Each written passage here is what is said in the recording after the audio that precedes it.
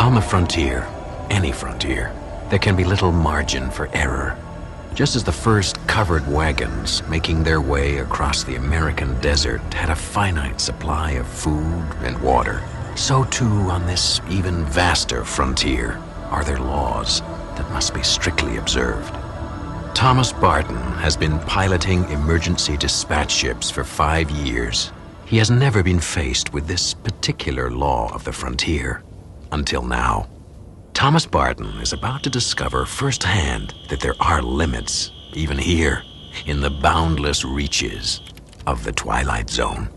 Computational error, unauthorized payload. Computational error, unauthorized payload. Fuel supply insufficient for mission completion at present mass.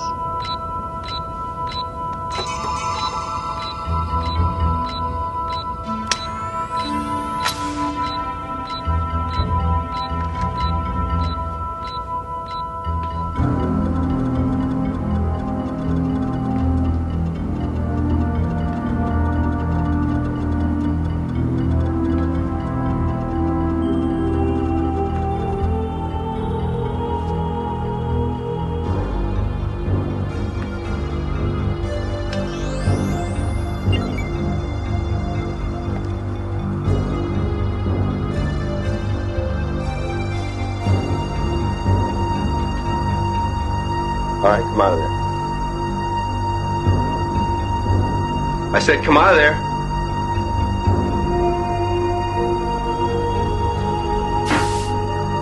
All right, hold it right there.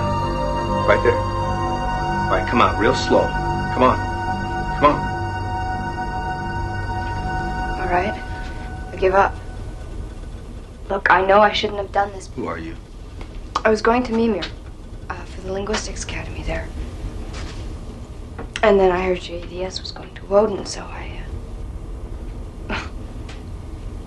You see, my brother, Jerry, he works on Woden, on the government survey team there, and it's been 5 years since I've seen him. I haven't seen him since he left Earth.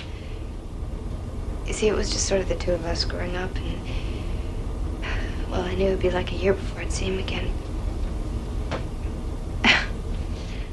5 years is a long time, you know. I've missed him. And I know I shouldn't have stowed away, but I didn't want to wait another year. I knew I'd be breaking some sort of regulation. Look, I'm not a freeloader. I can pay for my own keep once we get to work. And I've got a Class B computer license, and my background is in linguistics, so that might be useful. This is nice. What's your name? Marilyn Lee Cross. My brother's Jerry Cross. Do you know? No, I don't. Are we going faster? Yeah, I shut off the engines that were decelerating us as we moved into Woden's star system. I'm trying to save a little fuel for a little while. Why? Stardust, this is EDS 34G11. Barton speaking, priority blue. I need to speak with Commander Delhart immediately. Are you gonna...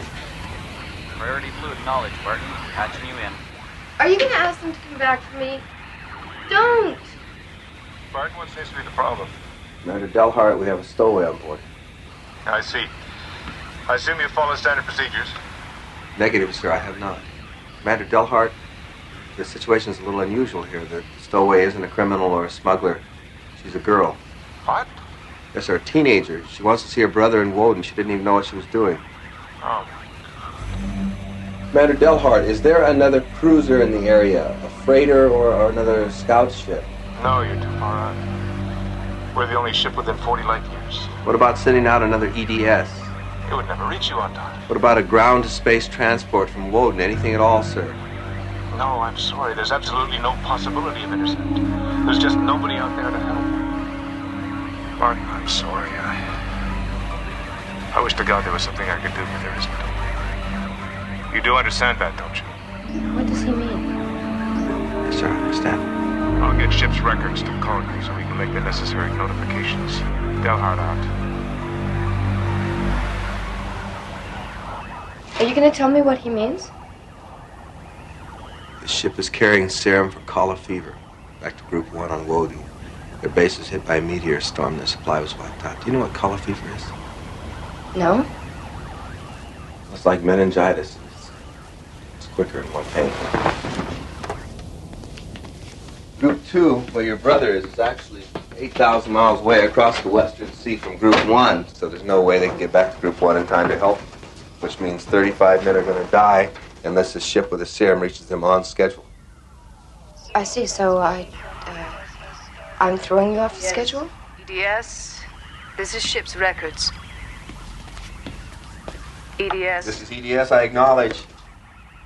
We'll need all the data on the subject's identification disc. One moment, please. I see your identification disc.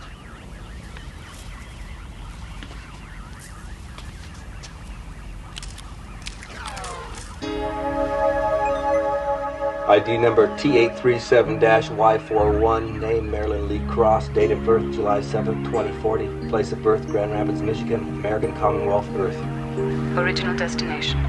Port City, Memer. Time of execution. What? What does she mean?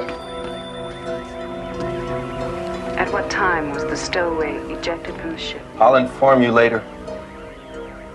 Ejected? She can't be serious. Now listen to me. It's my fault because I should have told you as soon as I found you. And I thought maybe once I contacted Delhart could do something about it. I don't know. If you eject me, I'll die. I realize that. Warning. Fuel supply insufficient for mission completion. Moving to condition yellow.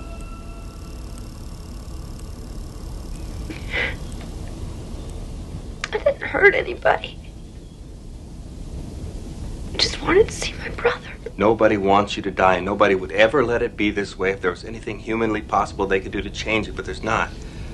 I mean, these emergency dispatch ships are given just exactly enough fuel to get to their destination, maybe a little extra to allow for atmospheric turbulence.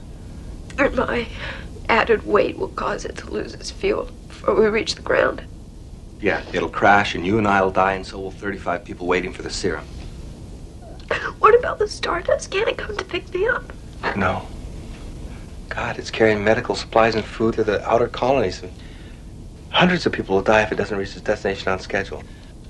You talk like this happens every day, you know? Just like you're throwing some excess baggage overboard. You don't think I'm gonna have to live with this for the rest of my life? I mean, every night when you come to me in my dreams, don't you think if there was something, anything I could do to help you, I would do it? Entering Woden gravitational vector phase 1. Engine ignition must occur at T-minus 85 minutes. Mass must be reduced.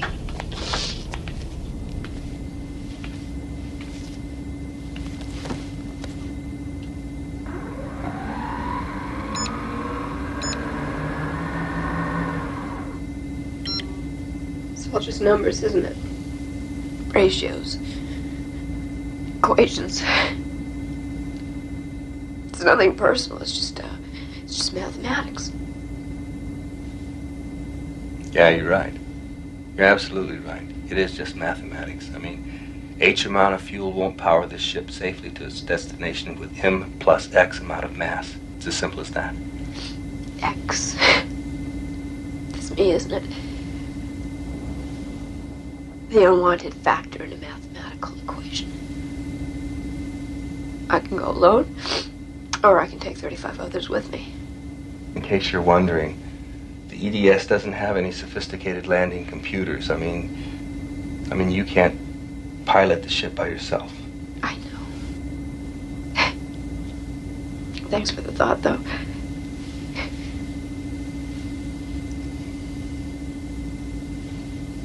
Isn't there anything else? What, jettison? These things are designed pretty lean. I mean, there's hardly an extra kilogram.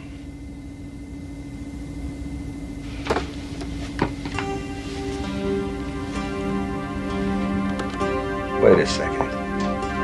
Just wait 1 second. Warning, fuel supply insufficient for mission completion.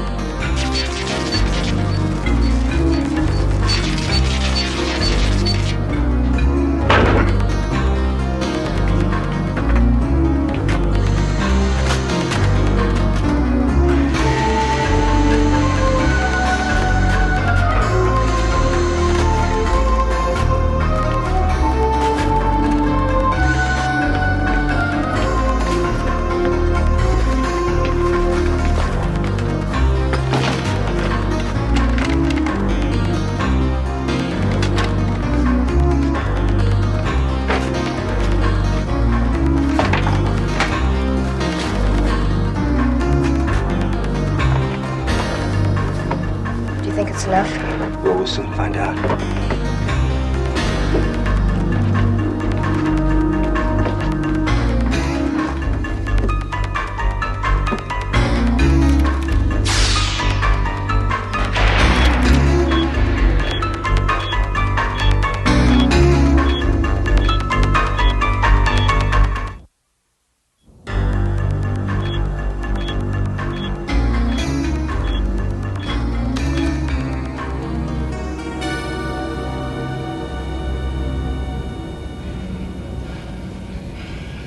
Damn it, that's not even half what we need.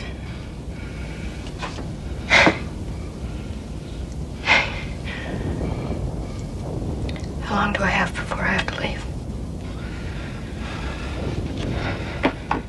I have to reactivate the engines and start deceleration by 1900 hours. That's less than an hour. Oh, God, how did this happen so fast? It's different out here. I mean, it's not like Earth. The frontier's so vast that there's no margin for error out here. I mean, you make a mistake, there's nobody can help you. Entering Woden gravitational vector. Phase 2 engine ignition must occur at T-minus 75 minutes. Do you want to talk to him? Your brother? Do you want to talk to your brother? I think we're within range now. Yes. EDS 34G11 to Group 2 on Woden, please copy. Group 2, Woden. We copy EDS. Jerry Cross, please. It's urgent. Jerry? No, he went out on a reconnaissance mission. He won't be back for a while yet. Over. Please notify him as soon as possible, then signal us. It's urgent. EDS out.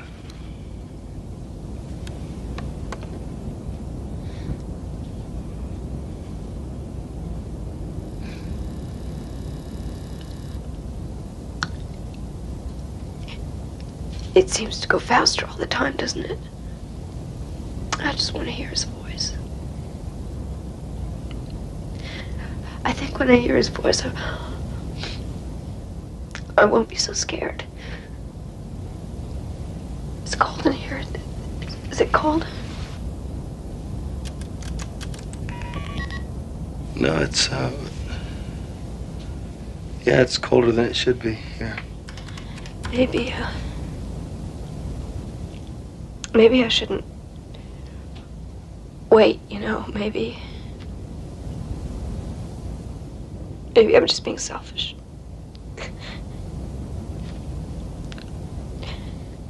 Maybe it would be better for Jerry if you told him afterward. No. No, that's not what he'd want. He'd want you to wait. Is it getting dark where he is?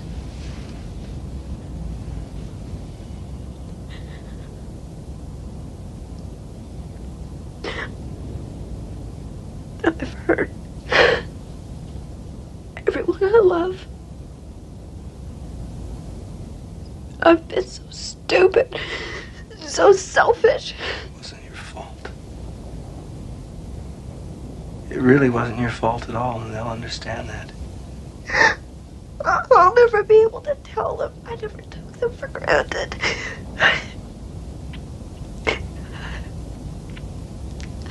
And I knew about all those little sacrifices they made. Also, I wouldn't have to do without. God.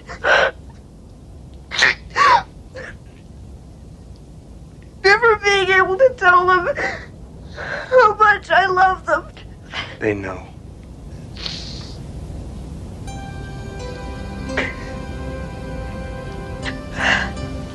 I've read about how people look when they die in space.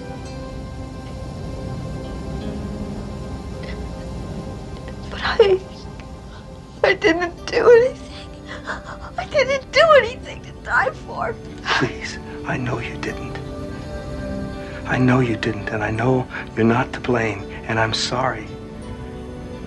Do you understand me? I am so sorry.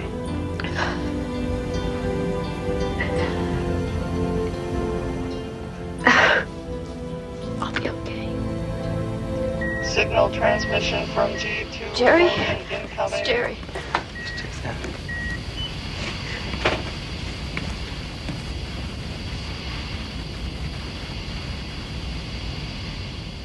Cross here, what is it? EDS, come in. Gerald Cross here. Jerry? I wanted to see you. Marilyn? Is that you? What are you doing on an EDS? I wanted to see you, Jerry, so I hid on the ship. You hid? The stowaway. I didn't know what it would mean. Oh, Marilyn, what have you done? I didn't mean to hurt you, Jerry. I just wanted to see I'm sorry. you. Don't cry, sis. I didn't mean it to sound that way. It's just that it's unfair. It's because of me. Oh, don't feel like that, Jerry. Don't let me go knowing you feel like that. EDS, have you called Stardust? Is there anything? There's nothing he can do, Jerry. He tried everything. No one can help me now, I know that. I just wanted to say goodbye, Jerry. The planet's starting to swing. We're losing contact with the base now. Jerry, you're fading away, so I have to say goodbye now. But maybe we'll see each other again. I'll be nothing you can see, but I'll be there. Always think of me like that. Always. Always like that. Never any other way. Goodbye, Jerry. I love you. Marilyn, I love you.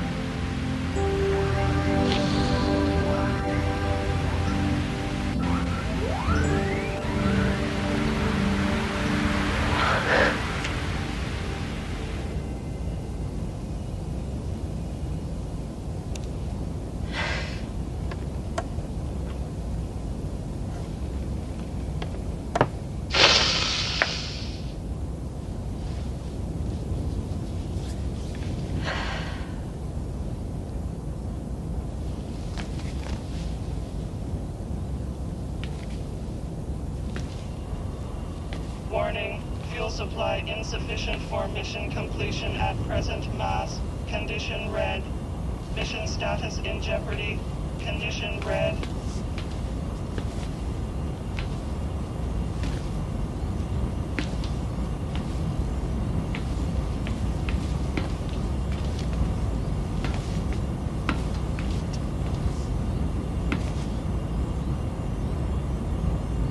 I'm ready.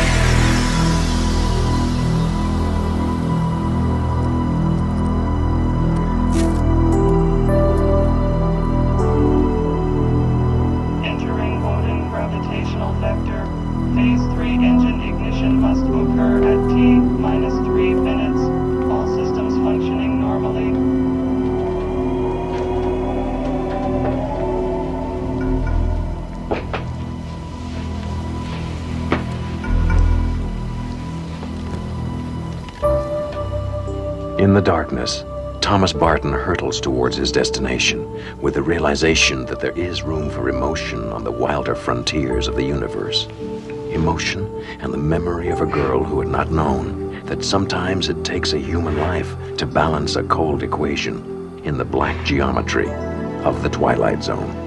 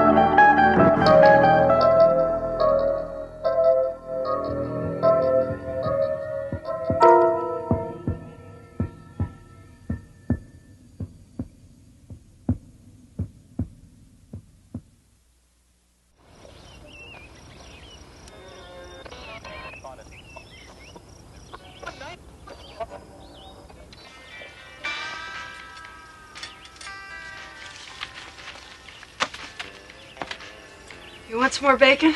No thanks, Mom.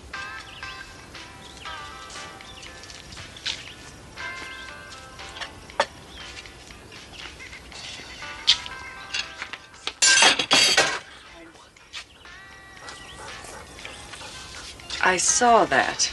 I'm not hungry anymore. Where do you think you're going, young man? Out. Don't be smart with me. What do you mean out? Out where? I don't know. Down in the creek. Maybe by Possum Meadows. Wait just a minute. Now what? Put your plate in the sink. Oh, Mom. Okay.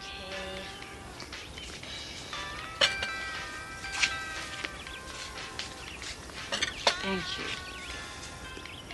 Can I go out and play now? Is your room clean? Mom. Go on. But be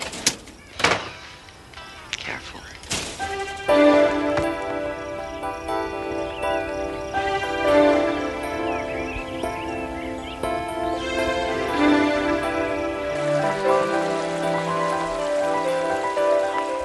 For Danny Wilkins, a sunny afternoon is a world of adventure. He's a typical boy who likes nothing better than following a trail, just to see where it goes. But today, that trail will lead Danny through a private reserve, which lies just inside the borders of the Twilight Zone.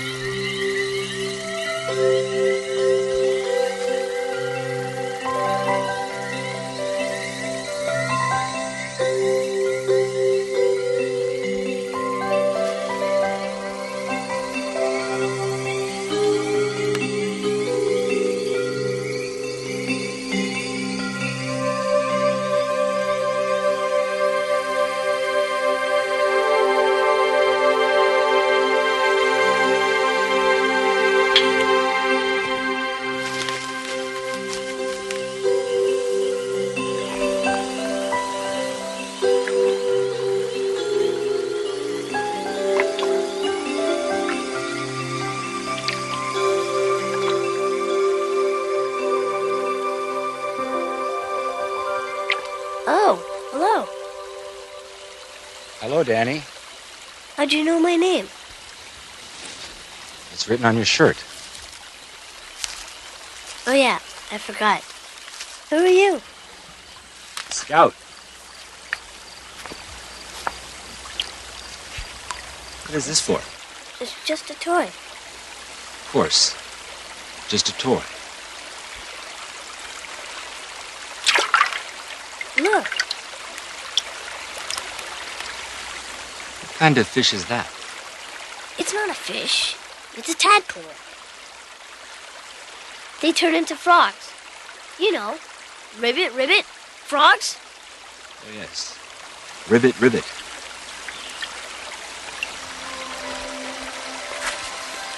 Is the weather usually like this? What do you mean? Does it ever get cold? Sure.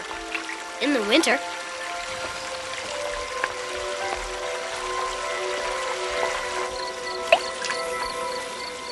What do you call this place? Well, the big field is called Possum Meadows. This creek here is...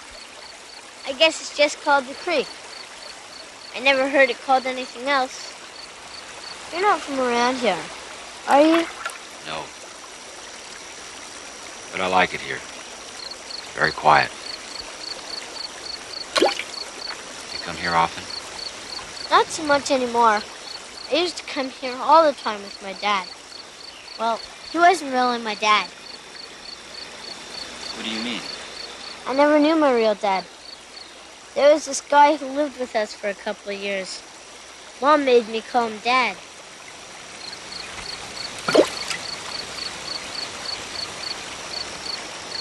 Do you miss him? Nah. Mom does, though. She thinks it's my fault he left. What do you think? I don't know. I guess. Well, I better get going.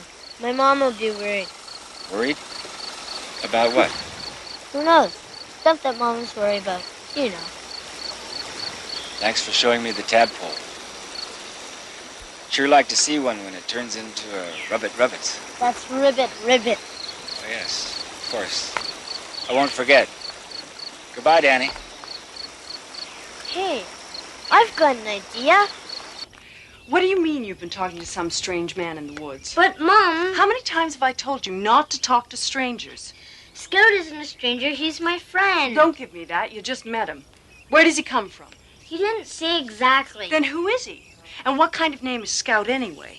What kind of name is Danny? Don't you smart-mouth me, young man. I'm sorry, Mom. But he's a really nice guy. You'd like him.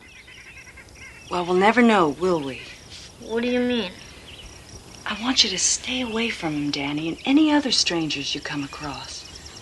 Mom, it's kind of too late. What do you mean?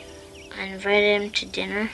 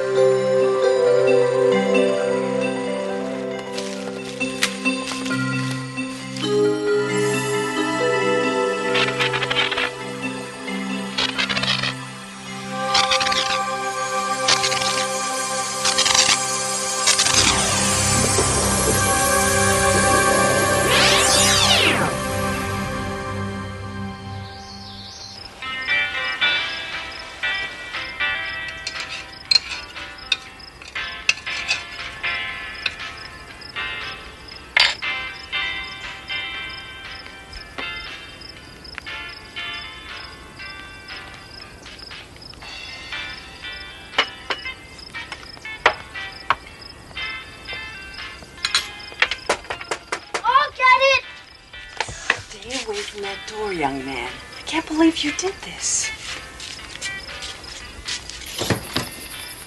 Hello, Mr. Scout. There seems to have been a misunderstanding.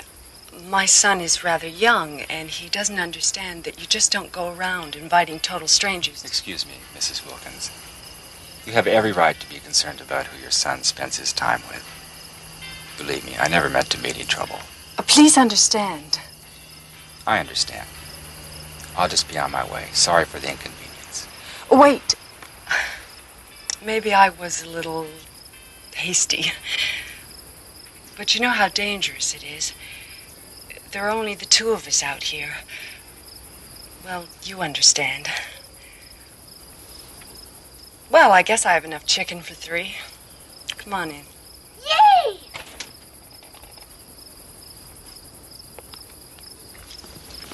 Thank you. Hello, Danny. Biff, quiet.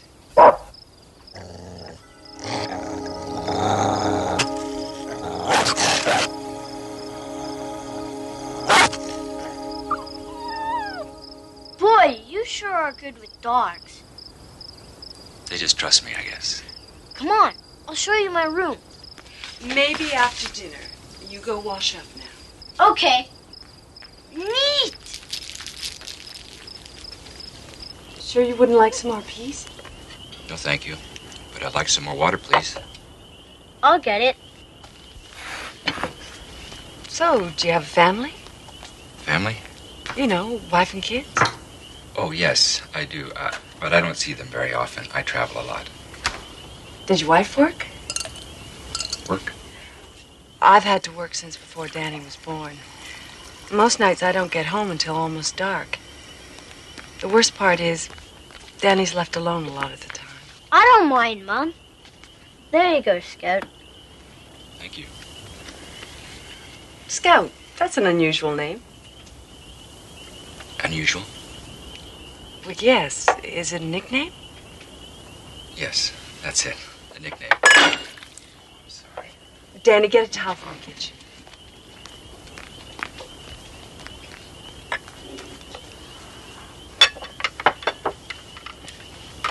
This is a very interesting area. Yes, it is. What brings you here? Business. What sort of business?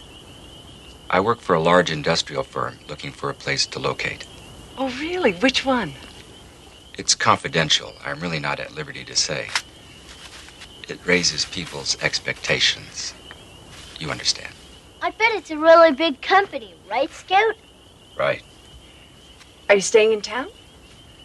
No, I have a motor home out near Possum Meadows. Oh, yes, I know the place. Hey, I've been everywhere around here. I bet I can help you a lot. Mom, can I go with Scout tomorrow and help him find places for his business? We'll talk later, honey. But, Mom...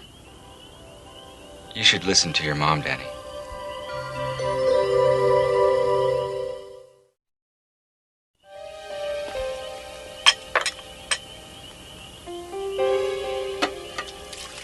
You're very efficient. It's just the dishes. You don't seem to know too much about housework, do you? No, I guess I don't.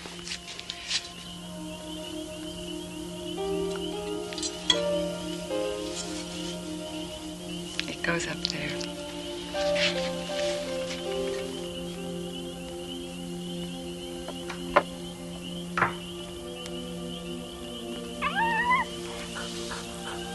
Danny's a fine specimen of a boy. You must be very proud of him. Yeah, I guess. It isn't easy bringing up a kid on your own.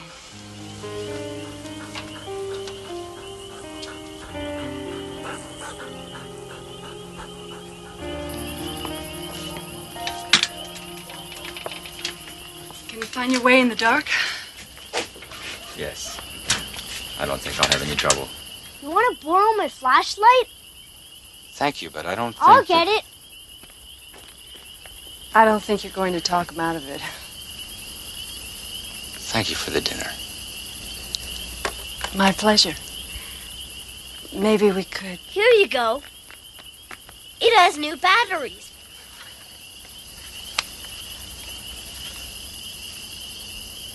Thank you. Good night. Good night. Good night.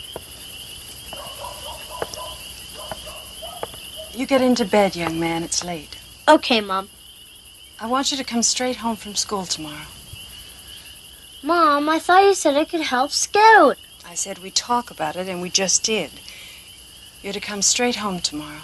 But, Mom... No buts, and stay here.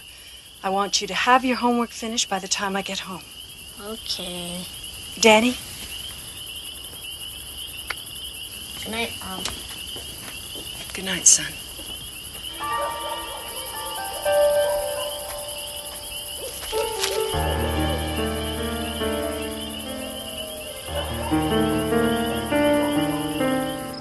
Biff? Biff? Biff? Where are you?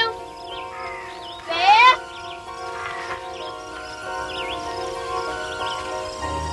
Hello, Danny. How was school? Hi, Scout. Okay, I brought your flashlight back. thanks.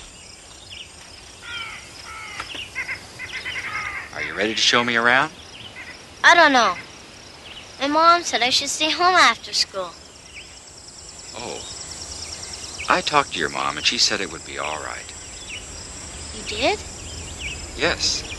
She's over at my house right now. With Biff. What's she doing there? We're all going to have dinner together tonight. We are? Yes. Now come on, she doesn't want us to be late. Sounds pretty weird to me. I thought we were friends, Danny. Don't you trust me? Well, okay.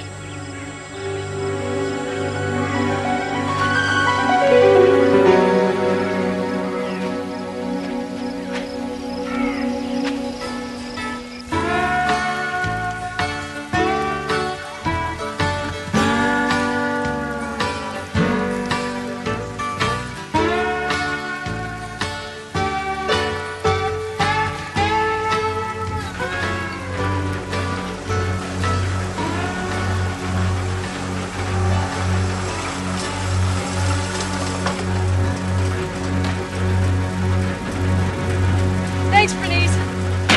Daddy, I'm home. Daddy? Biff? Come on, boy.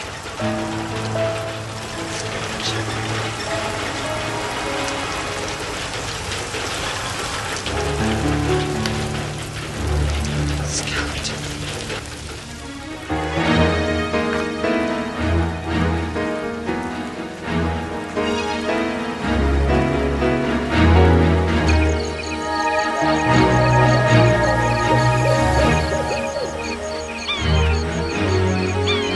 What are you doing? What have you done? I found it there. It must be dead. With Danny? What have you done with Danny? What's wrong? You know what's wrong. What have you done with him? I haven't seen Danny since last night. He wasn't home when I returned the flashlight. He's probably just playing somewhere. With Biff. I gotta find him. I just don't know what I'd do without him. I'm scared, Scout. I'm so scared. It's not easy raising a kid alone. Is it, Laura? I'll help you find him. You look down the stream bed. I'll look in the woods.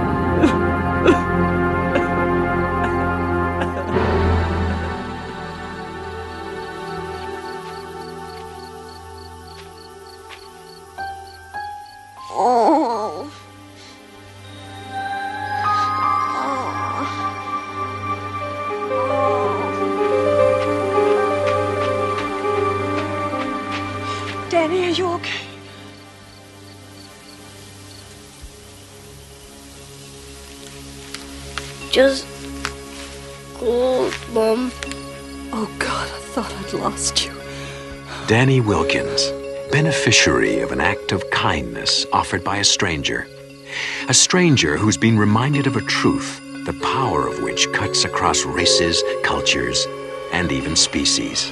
The love between parent and child. It's a truth that can change minds and actions, even in a place known as the Twilight Zone.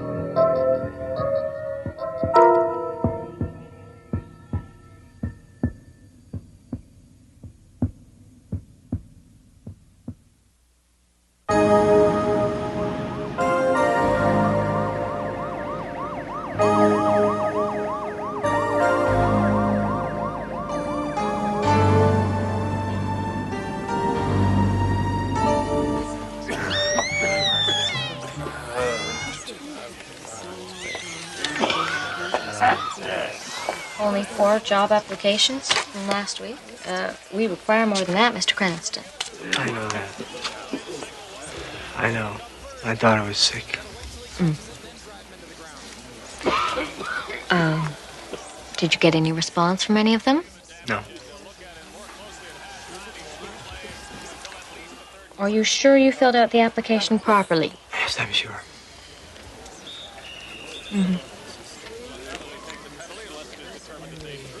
Maybe if you borrowed a nicer coat. Coat? No, it's not the clothes, it's the time. The longer I'm out of work, the harder it is to find someone to hire me. Perhaps you don't understand the purpose of this interview, Mr. Cranston. You know, this shelter has just lost its mortgage, and I have to determine people's eligibility so that I can transfer them. Ma'am, do not... Ma'am, don't you think I'm serious about trying to find work? Do you think I enjoy being broke and living here in this shelter with my family? I work with my hands. I build. I cannot build unless someone hires me. Do you understand? I think we've talked enough. I have other people to interview. Thank you, Mr. Cranston.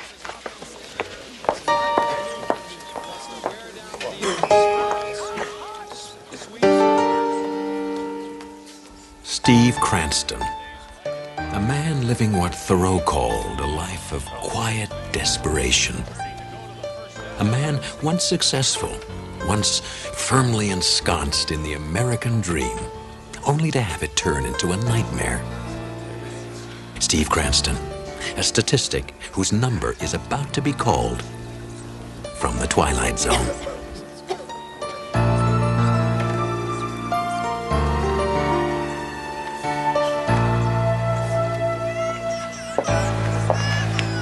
It's okay, Steve. Something's got to break for us. No, maybe it is my fault. Oh, you know better than that. You'll find a job soon. Soon is not going to cut it, Elaine. If I don't find something, we're going to be out in the street. You know they're closing this place down. What about that job program they're starting over in Carsdale? I told you the job program has been put off for a month. You know how many positions are open? 20. You know how many applications there are? Over 200. Now you tell me what our chances are. What are we gonna do? I don't know. I don't know.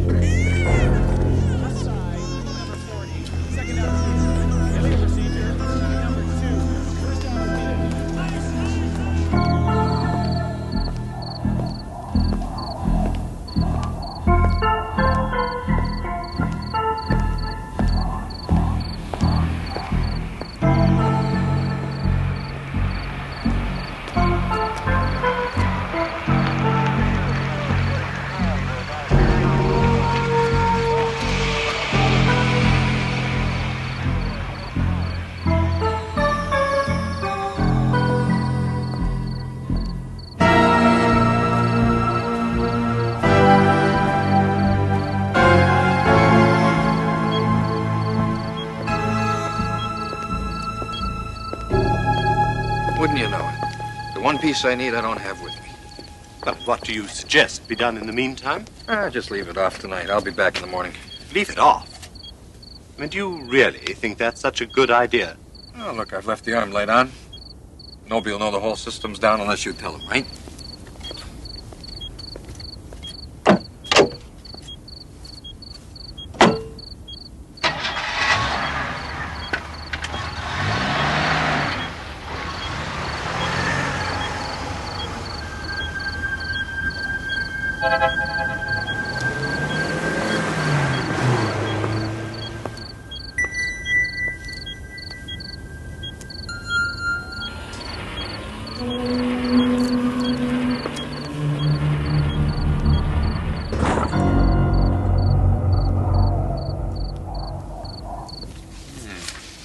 Very nice.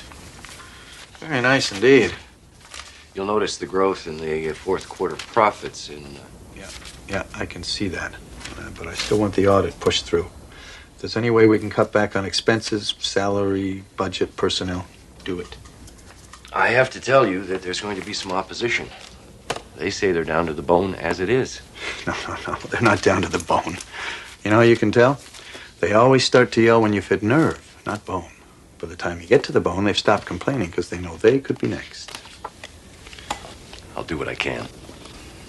You do that.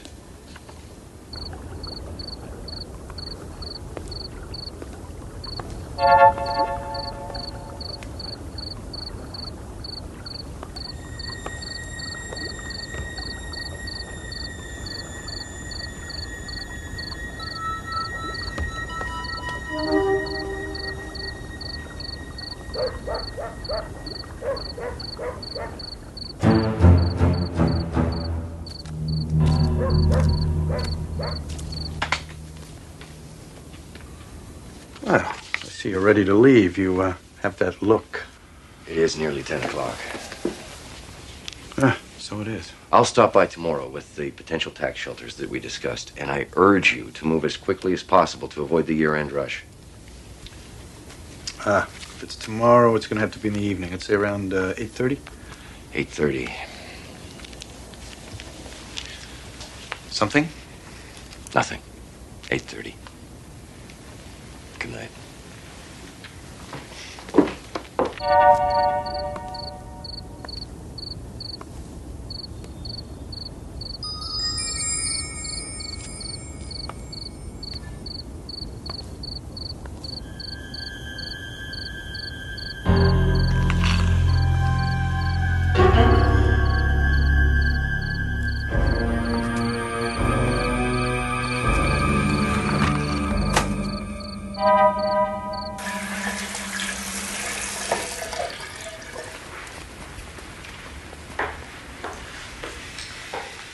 Will there be anything else this evening, sir? No, I don't think so. I'll do a little reading before I go to bed. Very good, sir.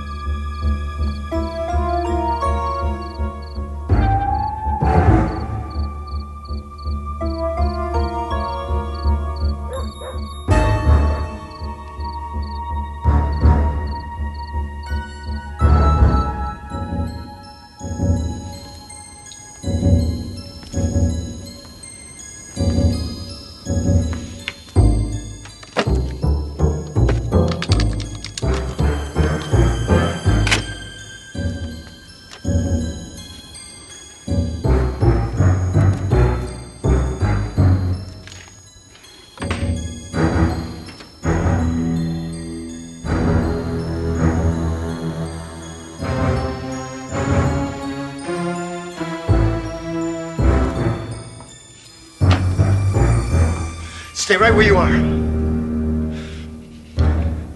God. Mister, look, I made a mistake, okay? Don't do anything. I'll give you back the Don't move! Back up. You don't understand. Back up. What are you gonna do? I'm gonna use the phone and call the cops. That's what I'm gonna do. Back up! No, please don't call the police, mister. Let me explain something. I got a family! You should have thought of that before. Now, don't try anything. I'm not afraid to use this thing. No! Don't you call the cops. I have a family. I have a wife. I'm warning you. Don't you call!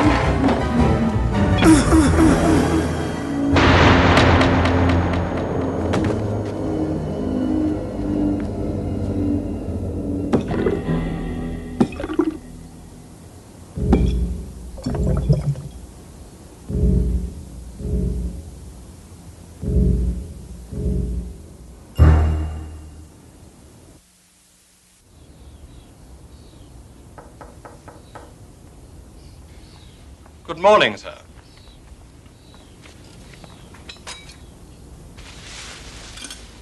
Who are you? What am I doing here? Just try to relax, sir.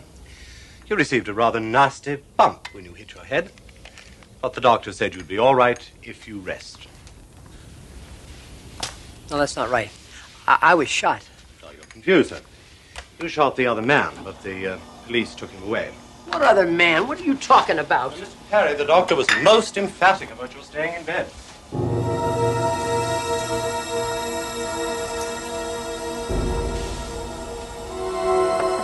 Wait a minute.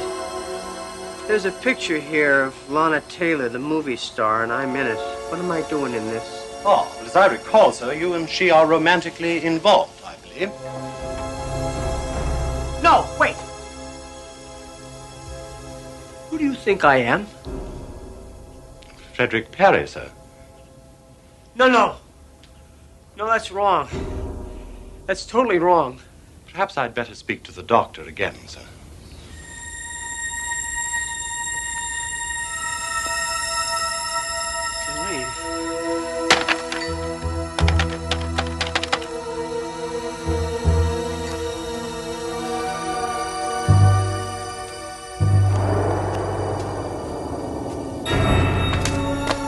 Shelter. Yes, good morning. Is Elaine Cranston there, please? I'm sorry, she's not here. No, I have to speak to her. It's urgent. I'm her... She's at Mercy Hospital. Seems her husband got shot last night.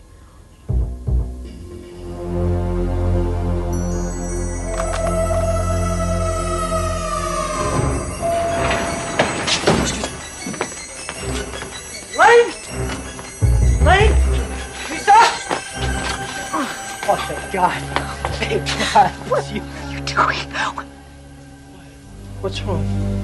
What are you doing here? Leave me alone. Honey, what's wrong? Don't you recognize me either? Of course she does. You're the bastard who shot her daddy. Stay away from him, do you hear me? Just stay away! Oh, God, this is totally crazy.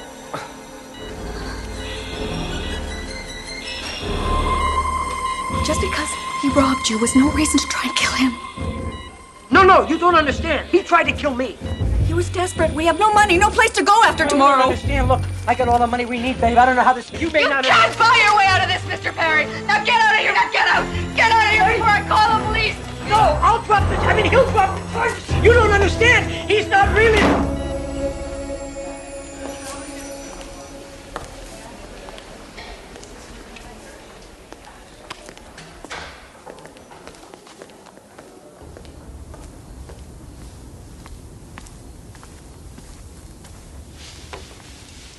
Here you are, sir.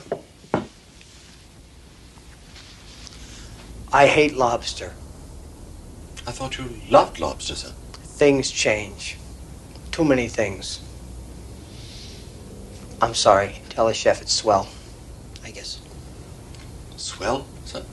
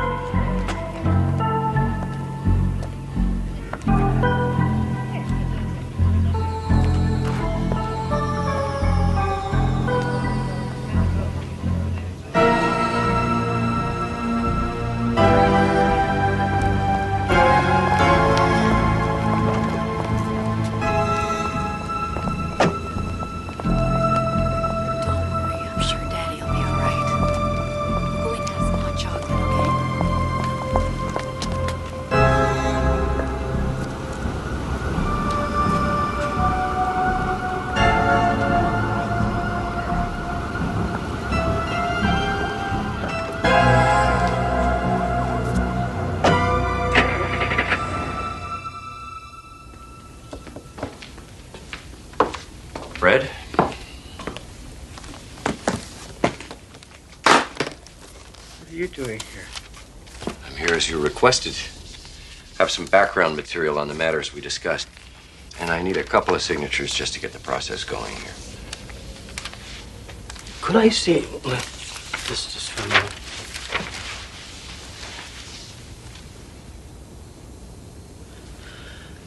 This is a lot of money. You should know. Needless to say, we have a number of options we can pursue here to get the best possible shelter for the money. Shelter? Let me ask you a question. How much money is this? I mean, if I put it all on a table in a great big pile, how much would it be? Well, accounting, stocks, real estate, long-term municipal certificates of deposit, a little over 40 million. Of course. And, of course, there's about 800,000 in cash and mutual funds. And I could spend that, right? Yeah, sure. You could. Do you know this place called the 8th Street Shelter? It's a place downtown for the homeless. Their mortgage is running out tomorrow, and I'd like to, To what? Not buy them out. Yeah, I would like to buy them out. I'd like to buy out their mortgage. I'd like to make sure they don't close down tomorrow. But, Fred, you can't just... Why not? It's my money, isn't it? But why? What's the reason? Never mind why. Just do it tomorrow morning. You sly fox. Something big's going to happen there, isn't it? And you want to be in on it. Let's just say the decision I make is going to affect an awful lot of people.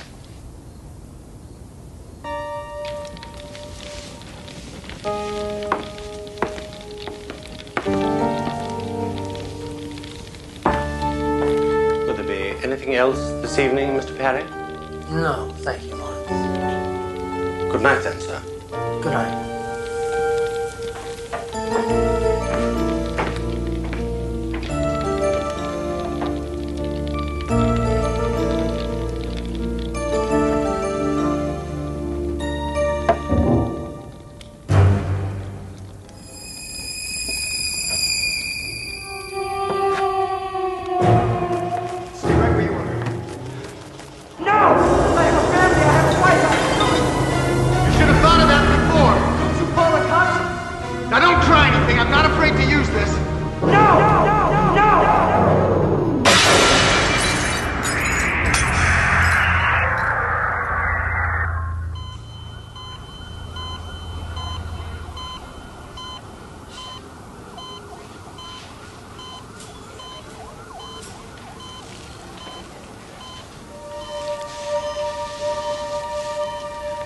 Elaine. Dad!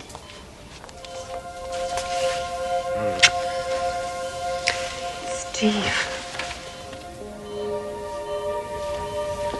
Thank God.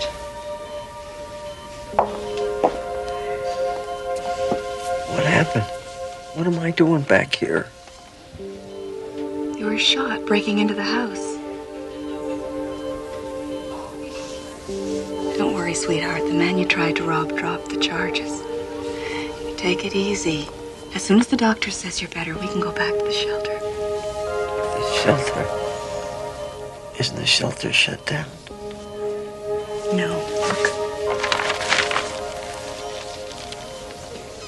City applauds benefactor. Listen to this. Spokesman for financier Frederick Perry announced plans today to buy out the mortgage on the 8th Street shelter. Perry, when reached for comment, simply said that it was the right thing to do. But it wasn't him. It was me. Maybe in a way it was. Maybe Perry saw what desperation could do to somebody and thought it was time he did something about it.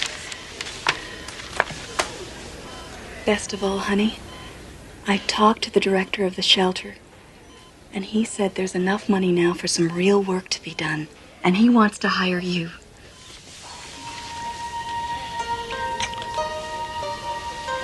I was so afraid I was going to lose you. I'm just so glad that you're back. So am I. So am I. It has been a time of changes for Steve Cranston, and the hard times are by no means over. But perhaps now the decisions ahead will be a little easier to make. There are no easy answers here or in the Twilight Zone.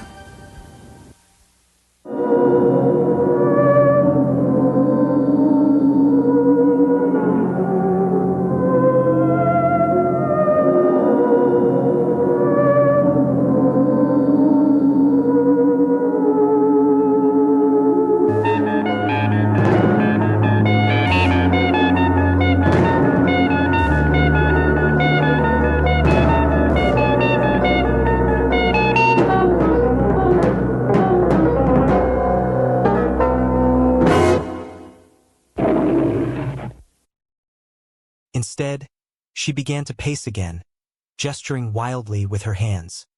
Uncle Edgar is always looking for things, she said, her words rushing out like water from a broken dam.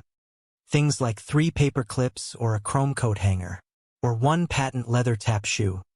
He rummages through trash cans. He goes to garbage dumps. He is always bothering my other tenants. Dr. Sinclair made a small, neat note on his yellow legal pad. An obsessive-compulsive hoarding behavior, perhaps, coupled with some eccentric social interactions. It was a common enough pattern in elderly patients who felt isolated. One day it is bicycle spokes, Mrs. Milligan continued, barely pausing to draw breath. Then it is baseball cards. And who do the tenants complain to? Yours truly. Always to me, doctor. They expect me to keep the peace. But that is not even the worst of it. He won't let anybody into his apartment. Not even his own niece, Cynthia, who is the sweetest girl you could ever hope to meet. All that junk he is collecting, it is a fire trap. He could hurt himself. And other people. Namely me. He needs your help. The doctor nodded slowly, his analytical mind already formulating a gentle approach to the situation. It is certainly understandable that you are concerned for the safety of your building and your tenants, Mrs. Milligan. Elderly isolation can manifest in very unusual hobbies. Hobbies? Mrs. Milligan let out a sharp, mocking laugh. Doctor, yesterday he wanted a yo-yo. By 6 o'clock in the evening. He was absolutely desperate for it, running around the neighborhood like his life depended on it. And last week it was pieces of broken dolls. Heads, arms, legs, a basket full of plastic limbs. It is morbid, doctor. It is deeply unsettling. Please do something, doctor. Please, for his sake. And ours, of course. I will certainly look into the matter, Dr. Sinclair reassured her, rising from his chair to signal the end of the consultation. I will pay a visit to Mr. Witherspoon and see if we can arrive at an understanding. Oh, thank you, doctor, she said, visibly relieved, though her shoulders remained tense. But you must be careful. His bell does not work. Dr. Sinclair raised an eyebrow. His doorbell? Ah, Mrs. Milligan sighed, waving a hand dismissively. I think he has disconnected it. Down there, in the basement where his apartment is. He does not want the world intruding on his madness. The doctor offered a reassuring smile. Do not worry, Mrs. Milligan. I am quite accustomed to navigating difficult living arrangements, but he was vital to the world's survival. It is a textbook coping mechanism for aging individuals who feel they have lost control over their lives. Poor Uncle Edgar, Cynthia whispered, wiping her eyes with a tissue. You will take good care of him, won't you, doctor? We will provide him with the best possible care. Cynthia, Jeremy promised, though his voice lacked conviction. The evening news broadcast on the radio was a low rumble in the background of Jeremy's study. He had spent the last several hours trying to read a medical journal, but the words seemed to blur on the page. His mind kept returning to the image of Edgar Witherspoon, pale and terrified, declaring that a tiny island in the South Pacific had just vanished from the earth. The radio announcer's voice broke through his thoughts. Mideast stalemate continues as diplomatic efforts stall in Geneva, the announcer said. In domestic news, Congress has passed the new Transportation Act, which is expected to bring significant funding to municipal transit systems over the next 5 years. And in the South Pacific, the tiny island of Tatoa has been destroyed by a massive, unexpected tidal wave. Details on this and all the news in an hour. Jeremy froze. The medical journal slipped from his fingers, clattering onto the hardwood floor. Did he say Tatoa? Jeremy whispered, his heart hammering against his ribs like a trapped bird. He scrambled for the telephone on his desk, his fingers trembling so violently that he misdialed the first time. He cleared the line and tried again, dialing the operator. Yes, the number for the Daily Chronicle, please, Jeremy said, his voice tight. Thank you. The phone rang 3 times before a harried-looking receptionist answered. Daily Chronicle, editorial desk.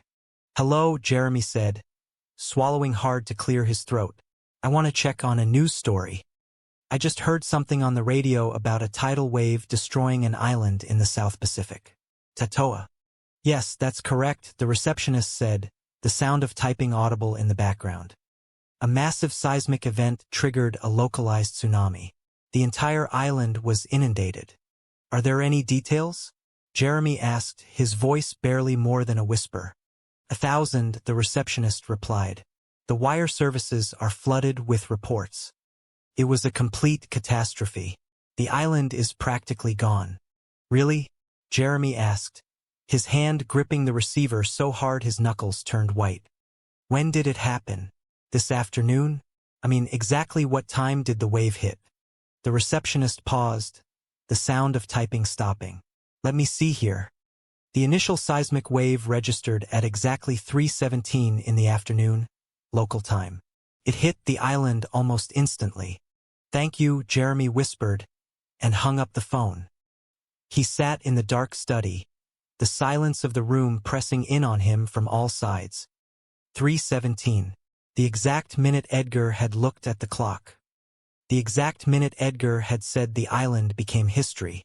It was impossible. It was a coincidence, a statistical anomaly of the highest order. A psychiatrist did not believe in cosmic machinery made of paper clips and doll heads. He did not believe in voices that spoke from the void to retired municipal engineers. But as he looked out the window at the dark, sprawling city, Jeremy realized he was no longer thinking like a psychiatrist. He was thinking like a man who had just looked over the edge of a cliff and realized the ground beneath his feet was crumbling. He grabbed his coat and rushed out of the office, shouting to his assistant as he ran past her desk. Miss Walker. Yes, doctor? The young woman asked, looking up in surprise from her typewriter. Tatoa was destroyed at 3:17 this afternoon, Jeremy said, his voice wild. Is that bad? She asked, blinking in confusion. Last week, Santa Barbara was hit by an earthquake, Jeremy said, his mind racing through the timeline. A moderate earthquake, just after Edgar had frantically searched for the blonde doll's head. I am not taking any chances. Oh my God, the landlady, Mrs. Milligan. She will destroy it. She will throw the machine in the trash. He reached the door, turning back to his bewildered assistant. Get Mr. Witherspoon released immediately, Jeremy ordered. Call the ward. Tell them it was an administrative error. Drive him home yourself, Miss Walker. You personally, as fast as you can. The basement of the Elm Street apartment building was brightly lit when Jeremy arrived, the door to apartment 1B wide open. Inside, Mrs. Milligan was standing in the center of the living room, holding a large, black plastic garbage bag. She had already reached out her hand toward a delicate chain of paper clips suspended from the ceiling.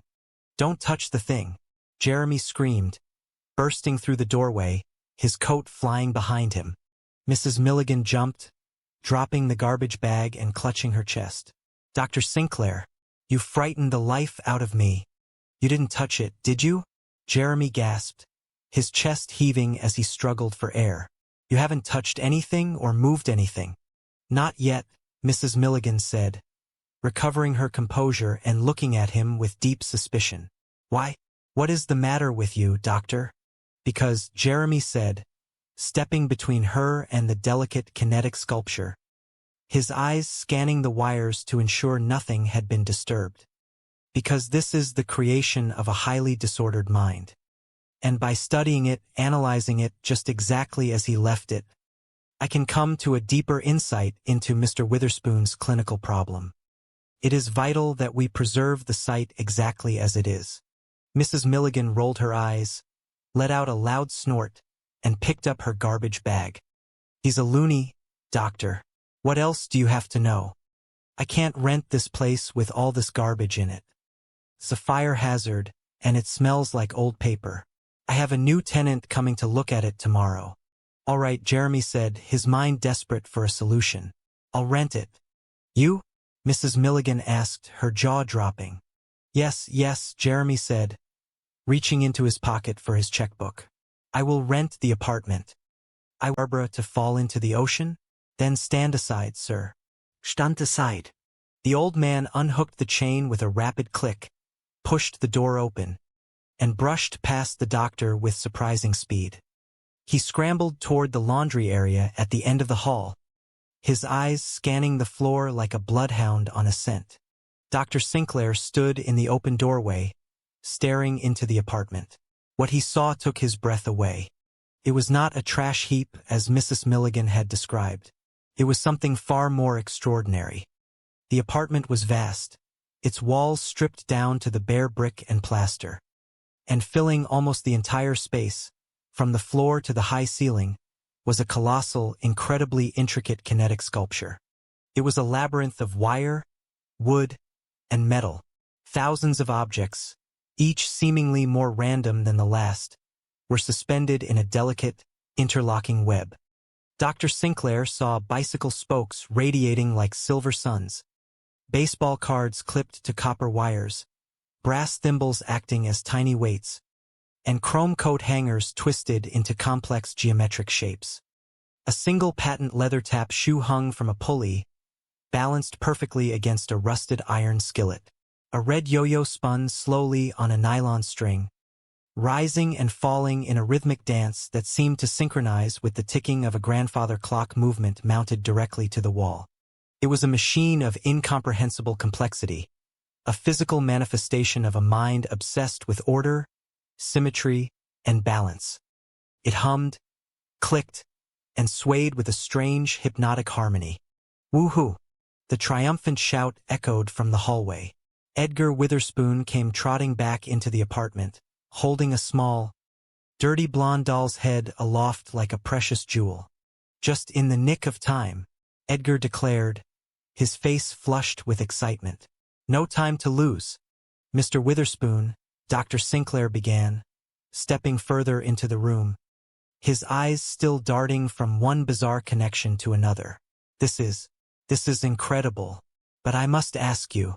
Edgar ignored the doctor's astonishment. He climbed a small wooden stepladder that was positioned near the center of the massive contraption.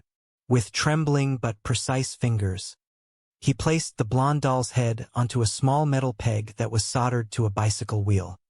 The weight of the plastic head caused the wheel to tilt slightly, which in turn pulled a copper wire, which lifted a small brass bell, which stopped a wooden spatula from vibrating against a metal pie tin. Suddenly, a profound stillness fell over the room. The frantic clicking softened to a gentle, steady hum. Edgar let out a long... The voice spoke to me while I was in your hospital, Edgar explained, his voice warm and light. It said, Edgar, have you ever been to Miami? I said no, but I always thought it would be a nice place to retire. Go for it, the voice said. You're off duty. Jeremy stared at him, his heart stopping. You're off duty? You mean all of this is no longer necessary? We don't have to keep the balance anymore? Sure it is, Edgar said, looking at him as if he were slightly dense. It is absolutely essential. The world still has to be kept in balance, Doctor. It doesn't stop just because I am retired. So who's going to do it? Jeremy asked, a cold dread rising in his throat. Edgar didn't answer. He walked over to the machine, his eyes scanning the wires one last time.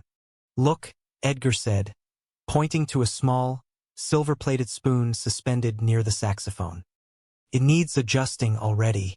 The tension is slipping. He reached into his suitcase and pulled out a small, white celluloid ball. That's it, Edgar muttered, adjusting a small copper spring near the balance scale. Now, if I can just get a ping-pong ball in there by 7:13. Well, I guess we solved that little problem. He turned back to Jeremy, handing him the ping-pong ball.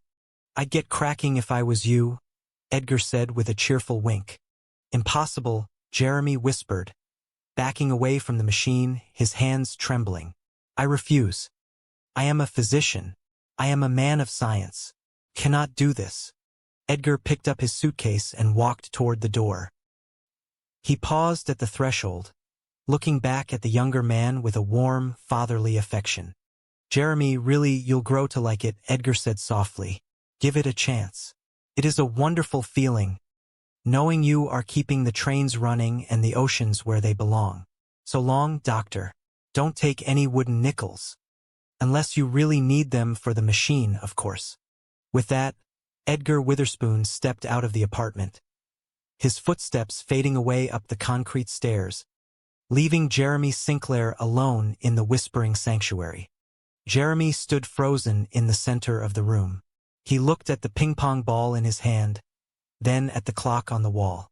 It was nearly 7 o'clock. The machine began to hum a little louder. A small, brass bell near the ceiling started to vibrate, its sound discordant and sharp. No, Jeremy muttered, shaking his head. No, this is madness. I am not going to do this. He turned toward the door, intending to walk out, to go home to his comfortable, quiet life, to his seafoam green office and his diplomas. But then he pictured Tatoa. He pictured the massive, dark wave rising out of the peaceful blue ocean, swallowing an entire island in a single terrifying minute at 3:17 in the afternoon. He looked at the ping-pong ball. A tambourine, Jeremy whispered, his eyes widening as a sudden, clear thought entered his mind. It wasn't his thought. It was a pleasant, ordinary voice, speaking from somewhere deep inside his own head. Jeremy, the voice said, in the south of Spain, there is a small town where they dance the flamenco. They need a tambourine with silver jingles, by tomorrow morning. I have to find a tambourine, Jeremy said aloud, his voice trembling but filled with a sudden, desperate resolve. I have to find a tambourine right away. He rushed out of the apartment, leaving the door open behind him, his mind already scanning the city for music shops and pawn shops. If, in the next few months, you happen to notice that there has been a spate of minor catastrophes around the world, a sudden, unexpected storm in the Midwest, a slight delay in the train schedules in Europe, or things that are just not going entirely right, remember that Edgar Witherspoon's replacement is still learning how to make some precise adjustments. But do not worry too much. His education will not last long. He is a man of science, after all, and he is learning to appreciate the delicate, beautiful complexity of the global equation. And then, when the world is running smoothly once more, you might want to give thanks to a physician whose practice has extended far beyond the walls of his clinical office. A physician whose care now encompasses the well-being of the entire planet. Dr. Jeremy Sinclair offers a unique form of preventative medicine. It is a prescription written in paper clips, doll heads, and tambourines, and you can find it filled only in the Twilight Zone. The afternoon sun struggled to penetrate the heavy, charcoal-colored clouds that hung over the city, casting a dim, metallic light through the tall windows of Dr. Jeremy Sinclair's office. Inside, the atmosphere was a sanctuary of quiet intellectualism. Shelves crafted from dark mahogany lined the walls, packed tight with leather-bound volumes on psychiatry, neurology, and the complex cartography of the human mind. A soft, rhythmic tick-tock emanated from an antique pendulum clock in the corner, a sound that usually brought great comfort to the doctor. On this particular day, however, the peaceful rhythm was shattered by the frantic pacing of Mrs. Milligan. Mrs. Milligan was a woman of solid build and formidable energy, wearing a floral-patterned house dress that rustled aggressively with every sharp movement. She possessed the unique, harried authority of a landlady who had seen too much and tolerated too little. At this moment, she was wringing her hands, her face twisted in a mixture of genuine terror and profound exasperation. "He is crazy," Mrs. Milligan declared, her voice rising to a pitch that threatened the structural integrity of the doctor's teacups. "That is what he is. A loony, a nutcase, a genuine wacko." Dr. Sinclair, a man in his middle years with kind, observant eyes behind wire-rimmed spectacles, leaned back in his comfortable leather chair. He folded his hands over his waistcoat, adopting the patient, non-judgmental posture that had taken him decades to perfect. "Please, Mrs. Milligan, sit down," the doctor said, his voice a smooth, calming baritone. "Tell me exactly what has happened to cause you such distress." Mrs. Milligan did not sit. Psychiatrist. He could not allow himself to be swayed by such ridiculous alignment of events. He grabbed his coat and his satchel. It was time for a longer chat with Mr. Edgar Witherspoon. Chapter 4, The Socratic Method. The damp basement corridor felt colder this time. Dr. Sinclair stood before the green door, the sounds of clicking and whirring whispering through the wood. He knocked, a firm, authoritative sequence. Mr. Witherspoon, go away, a voice called out from within. I am not home. Mr. Witherspoon, it is Dr. Sinclair, the psychiatrist said, raising his voice so it would carry through the heavy timber. I was here last week. You remember? Sorry, I wasn't home last week either, Edgar called back, his tone cheerful but unyielding. Dr. Sinclair sighed. He had hoped to avoid using his professional authority, but the situation required a firmer hand. Mr. Witherspoon, I could legally force you to open this door to me. I have the authority to initiate an emergency evaluation if I believe you are a danger to yourself or others. Is that what you want? There was a long silence from inside the apartment. The ticking of the machine seemed to slow down, as if reflecting the tension in the hallway. Then the heavy wooden lock clicked. The chain slid back, and the door opened. Edgar stood there, looking at the doctor with a mixture of amusement and mild annoyance. You are a curious one, Edgar observed, folding his arms. Odd, you mean? Sinclair asked, stepping into the entryway. I mean nosy, Edgar corrected him with a dry smile. Sinclair smiled back, trying to keep the atmosphere light. I am paid to be nosy. Curious, really? Edgar asked, turning to walk back into the heart of his kinetic palace. Don't you think that is odd? Most people are curious for nothing. They want to know what their neighbors are eating for dinner, or who is marrying whom. But you are curious for a living. That is very nice for you. Are the hours good? The hours can be quite long, Mr. Witherspoon, Sinclair said, closing the door behind him and looking around.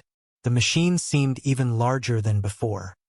New pathways of copper wire had been laid, and a small, rusted trumpet was now suspended near the ceiling, balanced by a green glass bottle. Mr. Witherspoon, Sinclair began, taking out his notepad. Why do you collect dolls' heads, shoes, paperclips? What is the purpose of all this? Edgar looked at the massive sculpture, his expression softening into one of deep affection. I can't afford Rembrandts, he said simply. What? Sinclair asked, momentarily thrown off. Rembrandts, Edgar repeated. Beautiful things. Masterpieces of human creation. Since I cannot buy fine art, I make my own. We will find a way to communicate. Leaving the warmth of his office, Dr. Jeremy Sinclair stepped out into the cool, damp afternoon. He walked the few blocks to the brick apartment building owned by Mrs. Milligan. The structure was old but well-maintained, representing a vanishing era of sturdy craftsmanship. He descended the concrete steps into the semi-basement level, where the air grew noticeably cooler and smelled of old brick, damp earth, and coal dust. As he reached the end of the dimly lit corridor, he saw an elderly man with wild, silver hair rummaging through a wooden crate near the boiler room. The man was dressed in a faded tweed vest over a mismatched plaid shirt, his trousers held up by a pair of bright red suspenders. He was muttering softly to himself, his fingers nimbler than one would expect for his age. Down there, in the basement, the doctor murmured, observing the scene. The elderly man suddenly looked up, his bright, intelligent eyes locking onto the visitor. Oh, thank you. Thanks anyway, Mr. Pilchick, the old man said with a warm, bright smile. But I already found a brass thimble. Dr. Sinclair blinked, slightly taken aback by the sudden address. He stepped forward, holding out his medical satchel as a polite gesture of introduction. You are not Mr. Pilchick, he said gently, correcting the old man's assumption. The old man squinted, looking at the doctor with a mixture of curiosity and mild disappointment. No, indeed, you do not look like Mr. Pilchick at all.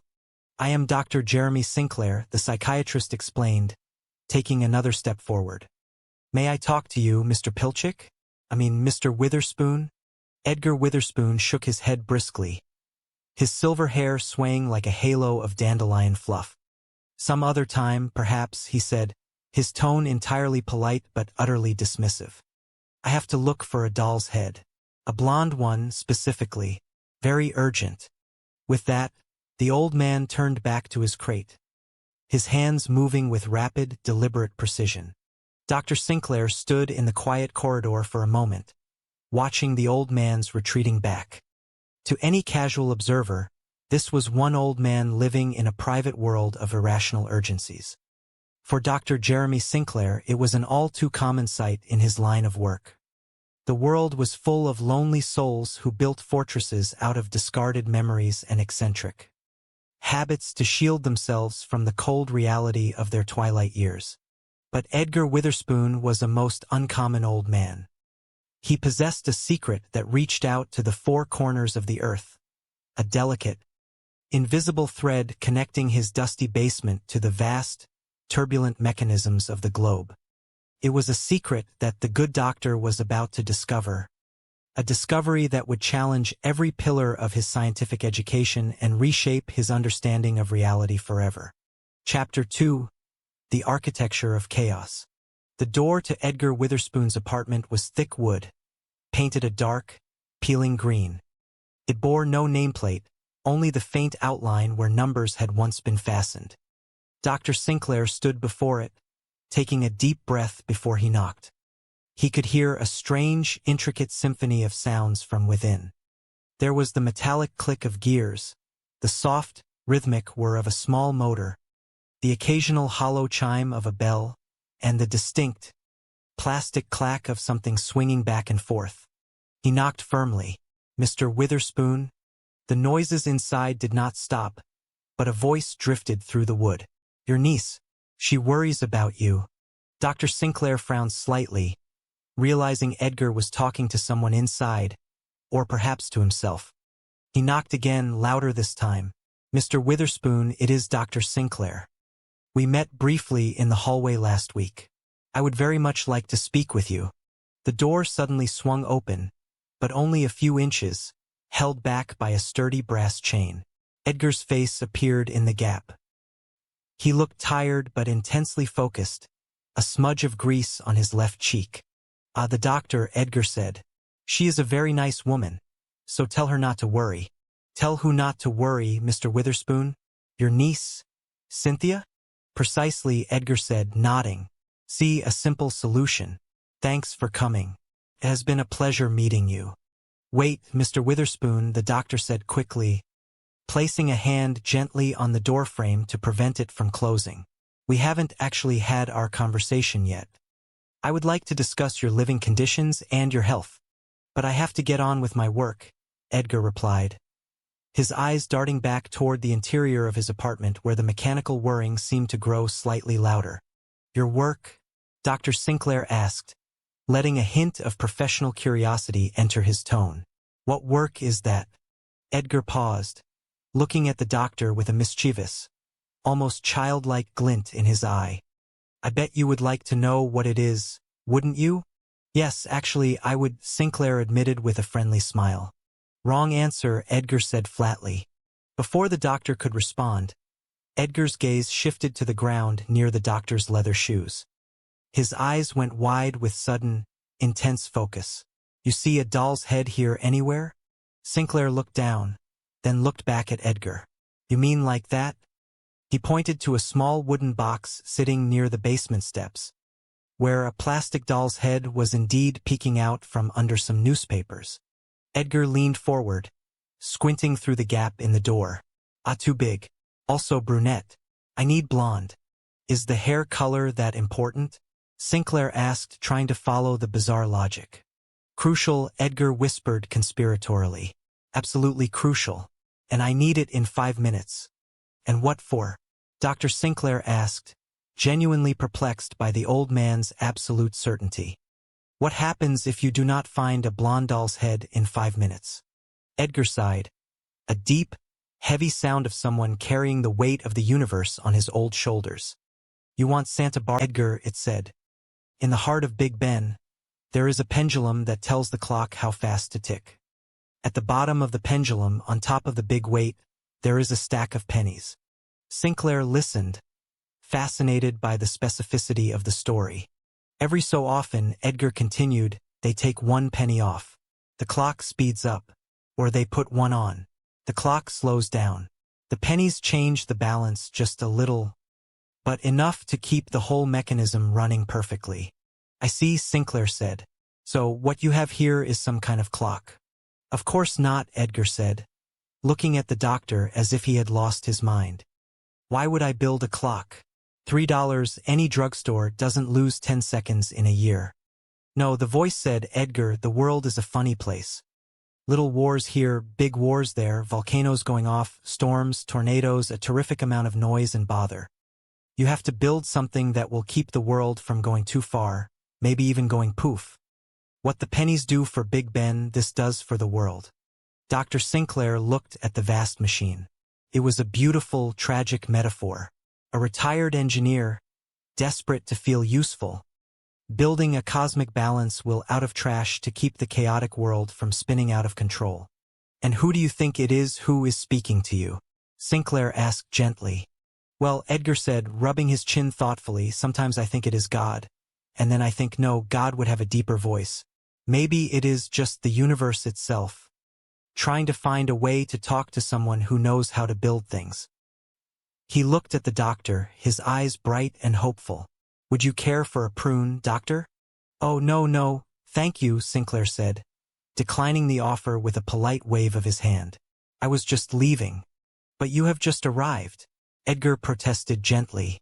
Oh, careful, Edgar warned suddenly, pointing to a copper wire that Sinclair was about to brush against. Sinclair stepped back quickly, his heart skipping a beat. I have no idea how the thing works, Edgar admitted, looking at the wire. All I know is that the voice tells me what it needs and I get it. Sometimes it is a brass thimble, sometimes a blonde doll's head, sometimes a yo-yo. And I put them where they belong. And the world keeps turning. Goodbye, Mr. Witherspoon, Sinclair said, his voice heavy with professional duty. You keep up the good work. We could call it a sculpture. Would that make your niece happy? What? Edgar asked, looking confused. If we tell people it is a sculpture, Sinclair suggested, maybe they will leave you alone. They won't think you are crazy. They will just think you are an eccentric artist. Edgar smiled warmly. Oh, that is a very kind thought, Doctor. If it makes Cynthia happy, you can call it whatever you like. Dr. Sinclair walked to the door, feeling a profound sense of conflict. He could not, in good conscience, leave this man here. The long, shuddering sigh of relief. He wiped his brow with the back of his hand and looked down at the doctor from his perch on the ladder. I am sorry, Edgar said softly, his voice returning to its gentle, polite tone. I shouldn't be rude. You have come all this way to see me. May I come in? Sinclair asked, though he was already standing in the entryway, completely transfixed by the mechanical marvel before him. And it was so nice. A pleasure meeting you, Edgar said, as if the doctor had just arrived and was already leaving. Tell my niece hello. Now, if you will excuse me, I have got to stop the shaking in Santa Barbara. Dr. Sinclair looked at the old man, then at the doll's head, and finally at his own leather shoes. The sheer absurdity of the statement was balanced by the absolute conviction in Edgar's voice. Mr. Witherspoon, Sinclair began, trying to find a professional foothold in this sea of eccentricity. Surely you do not believe that a plastic doll's head can affect geological activity in California? Edgar climbed down the ladder, his face serious. On your way out, could you dump this? He handed the doctor a small plastic cup containing a single dried prune. Dr. Sinclair took the cup, entirely bewildered. Good afternoon, Doctor, Edgar said politely, guiding Sinclair gently but firmly toward the door. The door closed, and the lock clicked into place. Dr. Sinclair stood in the dim corridor, holding a cup with a dried prune, his mind spinning like the bicycle wheels inside Edgar's apartment. Chapter 3, The Concern of the Sane. The next morning, Dr. Sinclair sat in his office, staring at the yellow legal pad on his desk. He had written down several diagnoses: obsessive-compulsive disorder, schizophrenia with grandiose delusions, age-related cognitive decline. Yet, None of these academic labels seemed to capture the essence of Edgar Witherspoon. There was a strange, undeniable harmony to the old man's madness, a meticulous engineering that defied the typical chaos of a disordered mind. The telephone on his desk rang. He picked it up. Sinclair here. Jeremy, it is Cynthia. Cynthia was Edgar's niece, a young woman whose voice always carried a heavy burden of family responsibility. She was a dedicated schoolteacher who loved her uncle dearly but was reaching the end of her patience. Ah, Cynthia, Sinclair said, softening his voice. I was just thinking about your uncle. I visited him yesterday. Did you see Uncle Edgar? She asked, her anxiety palpable even through the telephone wire. Yes, this morning, Sinclair replied, correcting the timeline in his mind. Well, Cynthia pressed. What do you think?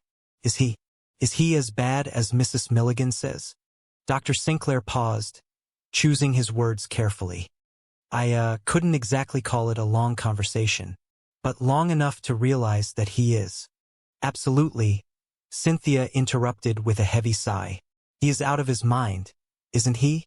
On the other hand, Sinclair said, playing the devil's advocate, Mr. Witherspoon appears happy and harmless. Harmless? Cynthia's voice rose in disbelief. Jeremy, he pesters strangers on the street. He runs after garbage trucks in the middle of the night. That is far from harmless. Do you know what happened last week? Somebody saw him take a baby's bottle out of its carriage. A perfect stranger's baby, Jeremy. The mother was terrified. I am afraid he will get arrested next time. If he goes to jail, it will kill him.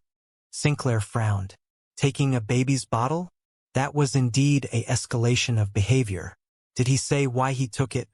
He said he needed the nipple to prevent a boiler explosion in Chicago. Cynthia said, her tone a mix of embarrassment and despair. It is always something like that. Doctor, I will sign anything. Cooperate in any way I can to get him the help he needs. If he needs to be hospitalized, if he needs to be in a facility where he can be safe. All right, Sinclair said gently, cutting off her rising panic. Maybe I will have another chat with him. A longer one. See if I can understand the underlying logic of his system. Sometimes, if we can find the core of the delusion, we can find a way to treat it without resorting to involuntary commitment. Did you hear that? Cynthia asked suddenly. Hear what? Sinclair asked, listening closely. There was something about a... Cynthia paused, her voice faltering. Sorry, it was nothing. I don't know what I was thinking. I am just so stressed about this. I will call you as soon as I can. Thank you, Cynthia, Sinclair said. I will do my best. I will call you as soon as I have news. Thank you very much, Doctor, she said softly before hanging up. Dr. Sinclair set the receiver down. He rubbed his temples, feeling a headache coming on. He turned on the small transistor radio on his desk, hoping some quiet classical music might help him concentrate. Instead, a news broadcast was playing. Activity could be a problem, the announcer's voice droned. Acid rain is affecting the northern lakes even more than scientists previously estimated. In other news, geological survey teams in California report a series of minor tremors near Santa Barbara. Though fortunately, no major damage has been reported. The shaking seems to have subsided late yesterday afternoon. Dr. Sinclair froze. His hand stayed hovering over the radio dial. Late yesterday afternoon. He remembered the blonde doll's head. He remembered Edgar's frantic search, the placement of the head on the wheel, and the sudden, profound stillness of the machine. You want Santa Barbara to fall into the ocean? Sinclair shook his head quickly, dismissing the thought. It was a coincidence, a textbook case of synchronicity.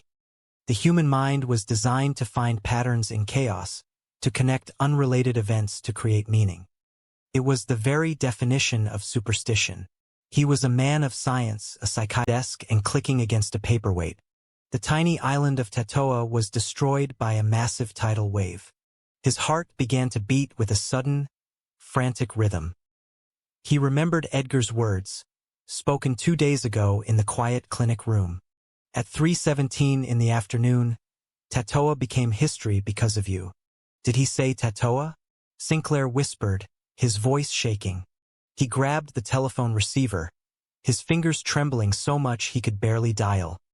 Yes, the number for the Chronicle, please, he said to the operator, his voice tight. Thank you. The phone rang, a long, torturous sound. Finally, a receptionist answered. Daily Chronicle. How may I direct your call? Hello, I want to check on a news story, Sinclair said, his voice rising in pitch. I just heard something on the radio about a tidal wave destroying an island. Yes, Tatoa. That is it. Are there any details? The receptionist paused. One moment, doctor. I will connect you to the wire desk. There was a click, and then a hurried, young voice came on the line. Wire desk, Thompson speaking. This is Dr. Sinclair. The psychiatrist said, trying to sound professional but failing to hide his panic. I am calling about the Tatoa disaster. Are there details on when it occurred? 1,000, Thompson replied, paper rustling in the background. It was a massive undersea earthquake that triggered a 30-foot wave, wiped the whole island off the map. Fortunately, most of the population had been evacuated due to early warning signs, but the physical island is completely gone. Really? Sinclair asked, his breath catching in his throat. When did it happen? I mean, exactly what time? Thompson searched through his notes. Let's see. The seismic event was recorded at exactly 3:17 in the afternoon, local time, which would have been. Wait, no. 3:17 in the afternoon our time was when the first confirmation wire came through. The wave hit at exactly 3:17 our time. Thank you, Sinclair whispered, his hand going cold. He hung up the phone. He sat in his chair, staring at the wall. The antique pendulum clock ticked in the corner, but the sound no longer brought him comfort. It sounded like a countdown. 3:17. The exact minute Edgar had looked at the wall clock and declared that Tatoa was history. Sinclair stood up, his chair screeching against the floor. Miss Walker, he called out, running to the door of his office. Miss Walker, his secretary, looked up from her typewriter, startled by the doctor's wild eyes and disheveled appearance. Yes, Dr. Sinclair? Tatoa was destroyed at 3:17 this afternoon, Sinclair declared, his voice trembling. Miss Walker blinked, confused. Is that bad? I mean, for us? Sinclair did not answer. His mind was racing, connecting the dots of an impossible reality. Last week, Sinclair looked at the hanging tap shoe, the spinning yo-yo, the hundreds of paper clips linked together like a steel chain. It was indeed a kind of art, but Edgar's previous statements suggested a far more literal purpose. But last week, you told me this machine stopped Santa Barbara from falling into the ocean. Surely you do not believe this is just an art piece? Edgar's face darkened. He looked at a small, vibrating wire near the top of the structure. Oh no, he muttered, his voice filled with sudden panic. What is it? Sinclair asked, stepping forward. As usual, it has been lovely, Edgar said, his tone suddenly formal and hurried. Please don't call again. Mr. Witherspoon, we need to talk, Sinclair insisted, refusing to be dismissed so easily. I may have to call again. The next time it might not be so lovely, you understand what I mean, Mr. Witherspoon. If you do not cooperate with me, the state may intervene. Your niece is very worried. Wouldn't you rather invite me in of your own free will and explain how this works? Edgar looked at the doctor, his eyes searching Sinclair's face for any sign of malice. Finding none, only a deep, earnest concern, the old man let out a long sigh. He gestured to the floor, which was a minefield of wires, strings, and delicate glass ornaments. You must, Edgar said, his voice dropping to a serious whisper. You must be very, very careful where you walk. One wrong step and you could throw the entire alignment out of balance. Dr. Sinclair nodded, stepping carefully over a blue glass marble that was balanced on the end of a wooden ruler. I will be extremely careful, Mr. Witherspoon. How is it, Cloushade? Edgar called out to the corner of the room. Dr. Sinclair looked around, startled. Who is Cloushade? Is there someone else here? Edgar pointed to a small shadow cast by a hanging lamp onto the brick wall. The shadow, indeed, looked vaguely like a person wearing a wide-brimmed hat. "It is very interesting," Mr. Witherspoon, Sinclair said, adopting a gentle, therapeutic tone. What is it? This whole thing? This?" Edgar asked, gesturing to the towering, whirring labyrinth of metal and wood. "Yes. This is the only thing that keeps the world from going poof." Chapter 5, The Pendulum of the World. Dr. Sinclair stared at Edgar Witherspoon, his analytical mind trying to process the sheer scale of the old man's delusion. It was a classic grandiose structure, the belief that one is uniquely responsible for the survival of the world. It was a defense mechanism against the insignificance of old age, a way to feel vital, necessary, and alive. "Now, let me understand you clearly, Mr. Witherspoon," Sinclair said, keeping his voice calm and professional. "You say that this is what keeps the world from going poof." "And it is not easy," Edgar said, his face grave. "Most things are nearly impossible to find. The voice is very specific, you see. It does not just ask for any junk. It asks for precise pieces of reality. Where would you look for a skate key?" "A skate key?" Sinclair repeated. "Oh, I can't imagine. They don't make those much anymore." "I found one, though," Edgar said proudly, pointing to a tiny, tarnished metal key hanging from a blue ribbon near the center of the machine. "It took me 3 days of searching through the old junk shops downtown. But I found it. You think that is crazy?" Sinclair did not answer directly. Instead, he reached into his pocket. "Well, you wouldn't by any chance have a business card, would you?" Edgar asked suddenly. "Oh, yes, of course," Sinclair said, producing a small white card with his name and credentials printed on it. He handed it to the old man. Edgar took it, examined it with great care, and then smiled. "That was an easy one," he said. He tucked the card into a small metal clip that was attached to a wire running from a typewriter to a copper kettle. The addition of the card caused the typewriter key for the letter E to depress slightly, which made a small bell ring. "There," Edgar said, satisfied. "That was a very important adjustment." Dr. Sinclair watched the adjustment, a feeling of deep sadness washing over him. This brilliant, creative mind was entirely trapped in a web of its own making. "Well, I won't take up any more of your time," Sinclair said, preparing to leave. "I have seen more than enough to understand your situation. I used to be an engineer," Edgar said suddenly, his voice quiet, reflecting a rare moment of introspection. "Earned lots of money, built bridges, designed structural supports for skyscrapers. I knew how to balance forces, Doctor. Tension, compression, torque. I understood how to keep massive structures from collapsing under their own weight." Sinclair paused. An engineer. That explained the incredible complexity and balance of the sculpture. It wasn't random. It was built by someone who understood physics, even if the application was entirely irrational. "Then I retired," Edgar continued, his eyes looking distant, staring into the past. "Worst mistake I ever made. Life was so damned boring. No projects, no calculations, no problems to solve.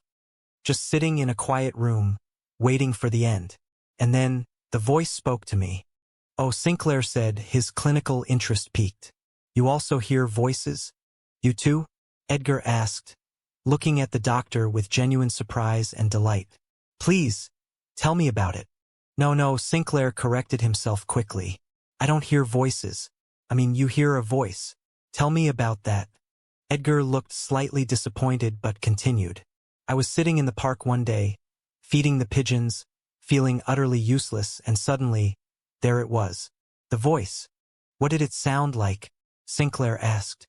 "Like a gentle breeze, but very clear," Edgar said. "Edgar," it said, "have you ever been to England?" "And what did you say?" "Oh yes, why?" Edgar replied. "No, that is what the voice asked me," explained, his smile widening. It said, "Edgar, have you ever been to Miami?" I said no, but I used to think it would be a nice place to retire. "Go for it," the voice said. Sinclair stared at him, utterly dumbfounded. "You are off duty?" Edgar nodded happily. "Off duty. Finally." You mean all this isn't necessary anymore? Sinclair asked, a sudden hope rising in his chest. Sure it is, Edgar said, his tone turning serious. It is absolutely essential. The world still has to be kept in balance. So who is going to do it? Sinclair asked, a cold dread returning to his stomach. Edgar looked at the machine, then looked back at Sinclair. His eyes held a gentle, knowing warmth. And look, it needs adjusting already, Edgar observed, pointing to a small copper wire that was vibrating erratically. He reached into his pocket and pulled out a small, white piece of paper. It was Sinclair's business card, the one Edgar had tucked into the machine earlier. That's it, Edgar said, placing the card back into its metal clip. The grandfather clock movement clicked, and the red yo-yo began to spin with renewed vigor. Now, if I can just get a ping-pong ball in there by 7:13, Edgar muttered, looking at a small wire basket near the top of the structure. Well, I guess we solved that little problem, Edgar said, turning to Sinclair with a bright, encouraging smile. I'd get cracking if I was you. Sinclair stared at the old man, then at the empty wire basket, and finally at the vast, whirring, clicking universe of metal and wood that now filled his basement apartment. Impossible, Sinclair whispered, shaking his head. I refuse.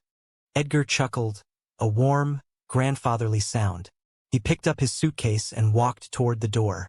Jeremy, really, you will grow to like it, Edgar said, pausing in the entryway to look back one last time. Give it a chance. So long. Don't take any wooden nickels. Unless you really need them, of course. With that, Edgar Witherspoon stepped out of the apartment and disappeared down the corridor, his footsteps fading into the quiet afternoon. Chapter 9, The New Guardian. Dr. Jeremy Sinclair stood alone in the center of the basement apartment. The silence of Edgar's departure was filled by the intricate, rhythmic symphony of the machine. Click, whir, chime, clack. He looked at his watch. It was 4:41. The voice had said 7:13. He had less than 3 hours. Ping-pong ball. Where on earth was he going to find a ping-pong ball by 7:13? Mr. Witherspoon, Sinclair called out, running to the doorway, but the corridor was empty. Only the faint smell of old brick and damp earth remained. He turned back to the room. The red yo-yo was spinning, but a small brass thimble had fallen from its peg, causing a copper wire to sag. The whirring of the small motor grew slightly high-pitched, a sound of strain, of tension, of imbalance. No, Sinclair whispered, hazard alone was significant, and the old man's wandering the streets looking for junk was dangerous. Yet, there was such a gentle, beautiful innocence to Edgar's world. As Sinclair opened the door, Edgar called out after him. If you happen to run across an old tuba, would you bring it by? I need it in 2 hours. Sinclair paused, looking back. An old tuba? Yes, Edgar said, his face suddenly tense. The voice was very clear about that. An old tuba. In 2 hours. Otherwise, things could get very loud in the Midwest. Sinclair sighed, shaking his head. I will see what I can do, Mr. Witherspoon, he said, though he had no intention of looking for a tuba. Chapter 6. The Observation. The clinic was a modern facility, all clean lines, pastel colors, and the soft, sterilized quiet of institutional care.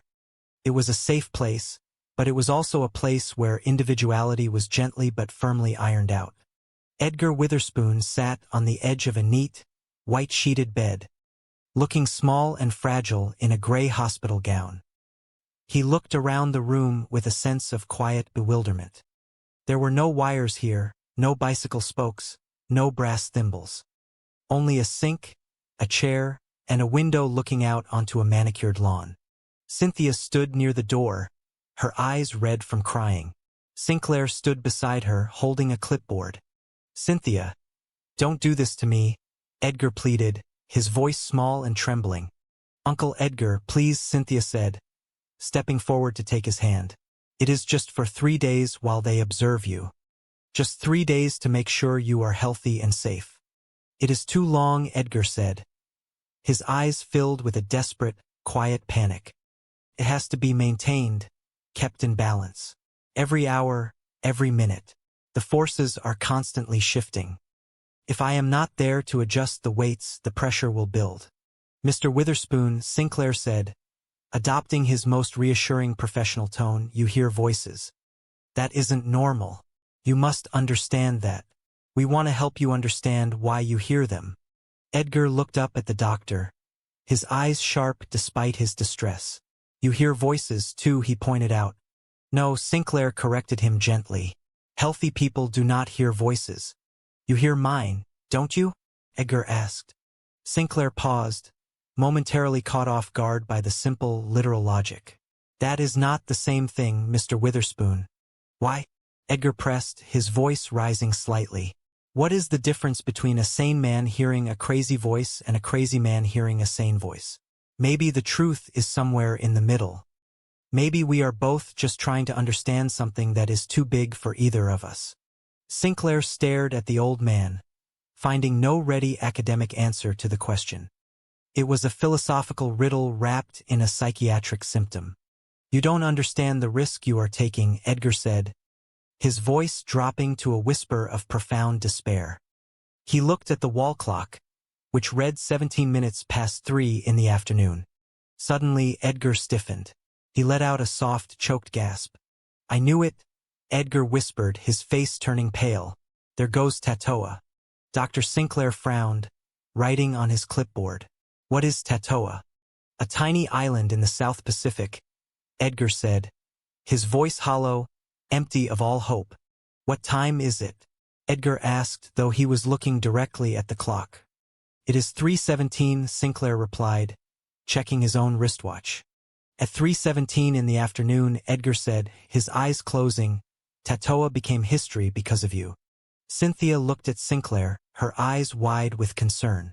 Is he having a hallucination? It is a common manifestation, Sinclair murmured, trying to reassure her. A sudden, dramatic event created by the mind to justify the anxiety of being confined. Please, whether is still time, Edgar muttered, his words becoming slightly garried as he leaned back onto the pillow, looking utterly exhausted. It will take me days to clean up this junk. Keep her away from it. Who? Cynthia? Sinclair asked. The landlady, Edgar whispered. Keep her away from the machine. If she touches it, if she moves even one paperclip. Remember Tatoa, Edgar said, his voice fading as he closed his eyes and drifted into a restless sleep. Dr. Sinclair stood by the bed for a long moment, watching the old man's chest rise and fall. He turned to Cynthia, who was wiping away a tear. Classic senile coast, Sinclair explained quietly, using the professional jargon to bring comfort and order to the emotional scene. Tired, feeling useless, he created this world.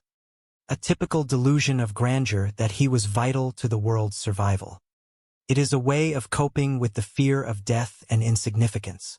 Poor Uncle Edgar, Cynthia whispered, looking at her sleeping uncle.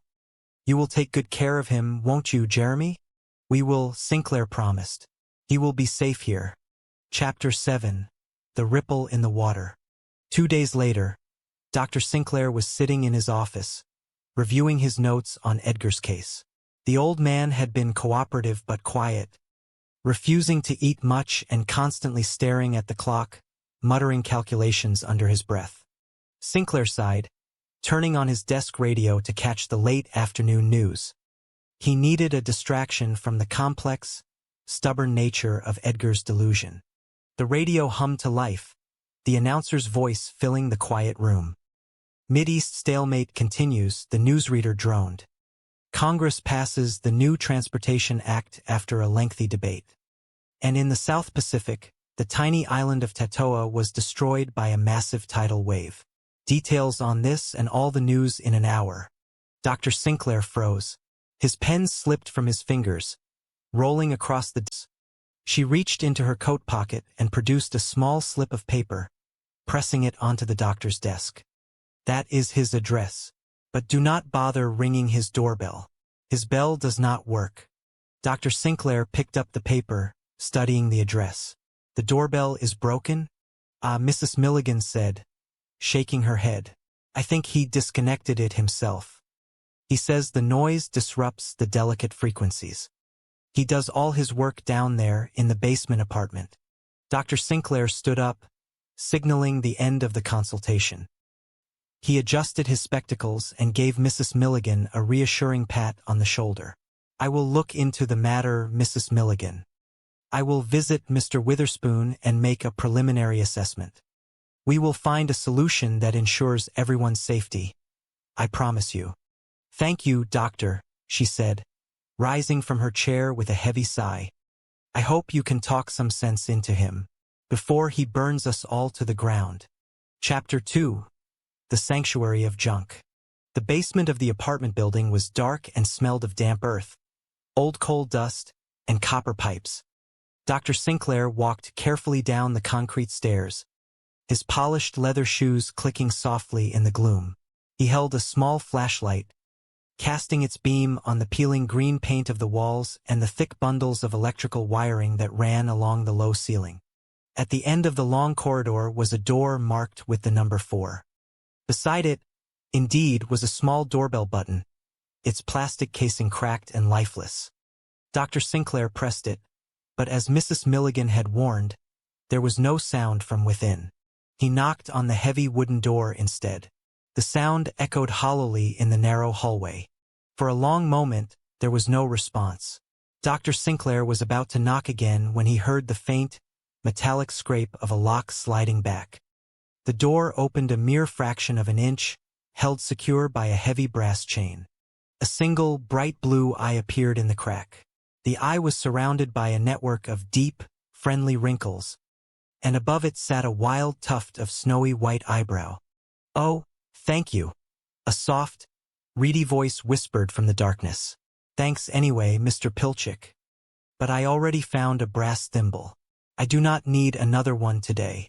The door began to close, but Dr. Sinclair quickly placed a hand against the wood.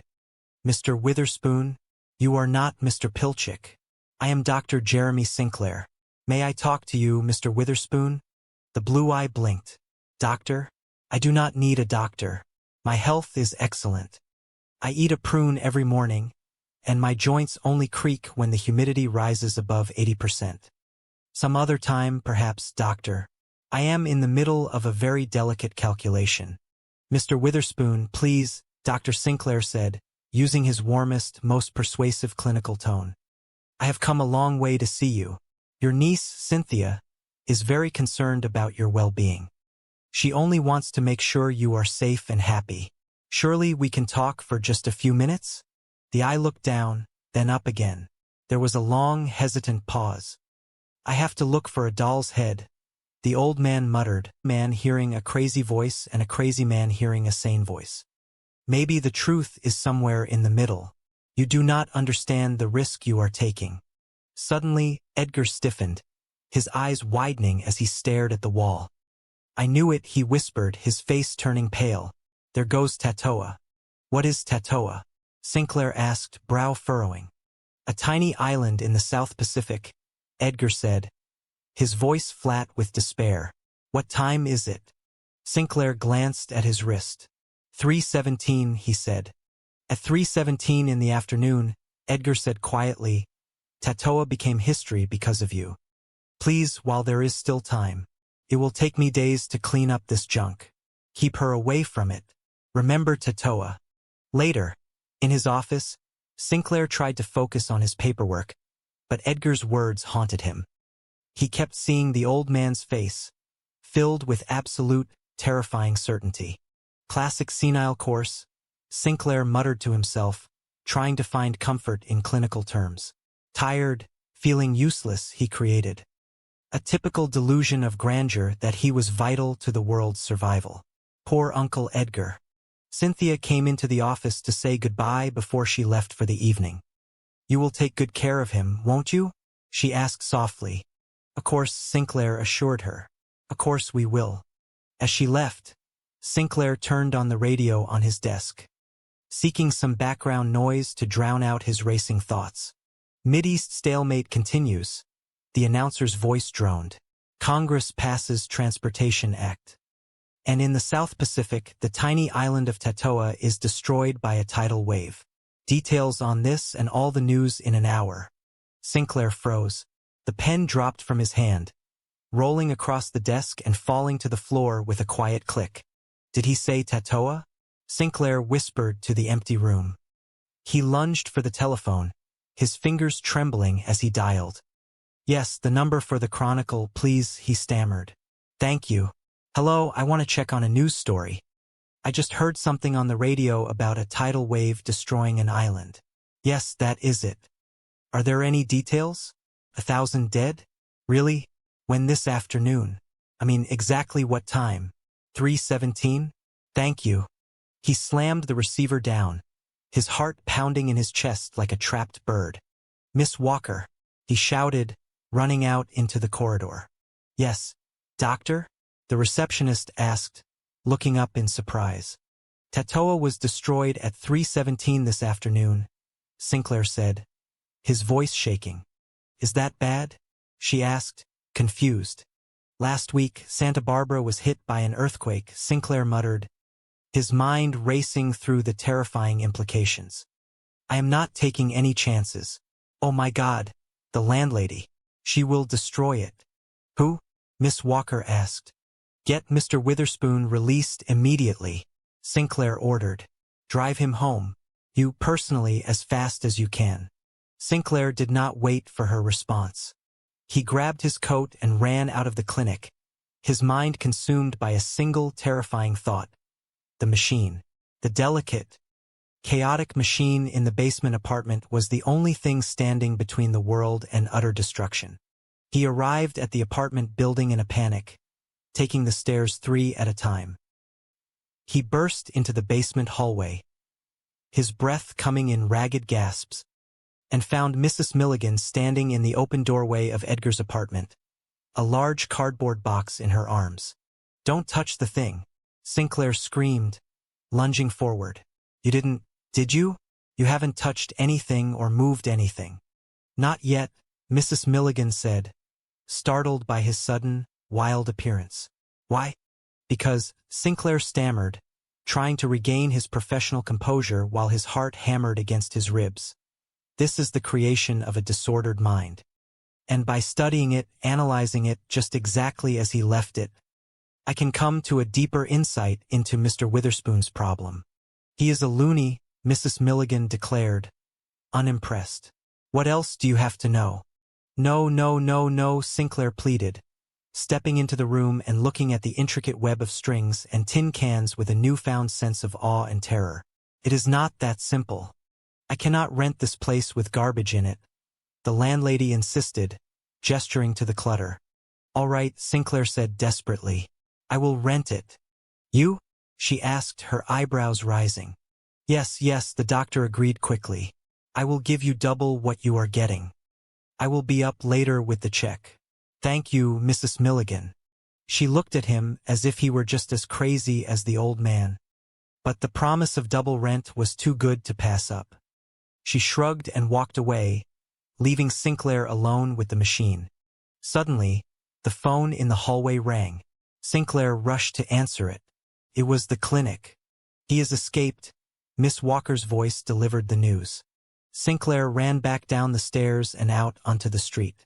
He looked left and right, his eyes scanning the crowded sidewalks until he spotted a familiar crown of white hair. Mr. Witherspoon, Mr. Witherspoon, Sinclair called out, running toward him. Should I call the cops? A passing pedestrian asked, seeing the doctor's frantic chase. No, no, no, Sinclair waved him off. Everything is going to be fine. He caught up to Edgar, who was walking briskly down the street, carrying a small suitcase. You got a handkerchief? Edgar asked, turning to the doctor without a hint of surprise. Oh yes, yes, right away, Sinclair said, reaching into a coping mechanism to combat the fear of aging and uselessness. Suddenly, Mr. Witherspoon let out a triumphant cry. Woohoo! He emerged from beneath the table, holding a small, somewhat dusty plastic doll's head with tangled blonde hair. He held it up to the light as if it were a priceless diamond. Just in the nick of time, he gasped, his chest heaving with exertion. No time to lose. He rushed over to a complex section of the hanging mobile. With steady, delicate fingers, he tied a piece of red yarn to the doll's neck, then suspended it from a wire hanger that was connected to a small brass bell. He adjusted the height, letting the doll's head hover exactly 3 inches above a small, blue plastic cup filled with water. He stepped back, holding his breath. For a moment, nothing happened. The room was perfectly still. Then the doll's head swayed slightly. The red yarn stretched. The wire hanger shifted, and a tiny, almost imperceptible tremor passed through the entire structure of the mobile. A small metal washer on the other side of the room slid half an inch down a copper wire, tapping against a glass marble.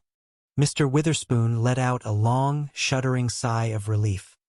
He wiped his brow with the sleeve of his cardigan. There, it is done. The shaking in Santa Barbara has been stopped. He turned to Dr. Sinclair, his face shining with genuine gratitude. I am sorry, Doctor. I should not be rude. You have come all this way to see me, and I have been ignoring you. Dr. Sinclair looked at the hanging doll's head, then back to the old man. May I come in? Further, Mr. Witherspoon, perhaps we could sit down and talk about this work of yours. Mr. Witherspoon smiled, but there was a new tiredness in his eyes. It was so nice. A pleasure meeting you, Doctor. Really. Tell my niece I send my love. But now, if you will excuse me, I must rest. Preventing earthquakes is a very tiring business. He guided Dr. Sinclair to the door, opening it wide. As the doctor stepped out into the hallway, Mr. Witherspoon handed him a small, empty tin can. On your way out, could you dump this in the big bin? Thank you so much. Good day, Doctor. The door closed, and the heavy lock clicked into place, leaving Dr. Sinclair alone in the damp corridor, holding an empty can of peaches. Chapter 3: The Diagnosis of the Sane. The morning sun was bright, casting long shadows across the neat, manicured lawn of Dr. Sinclair's suburban home. He sat on his patio, sipping a cup of black coffee, but his mind was not on the beautiful weather. It was still trapped in that dusty basement, navigating the labyrinth of string and plastic limbs. His thoughts were interrupted by the sound of a car door closing. He looked up to see Cynthia walking up the driveway. Cynthia was a young woman in her late 20s, with kind eyes and a face that bore a striking resemblance to her Uncle Edgar's, though without the wild, untamed energy. She looked tired, her shoulders slightly slumped under the weight of her worry.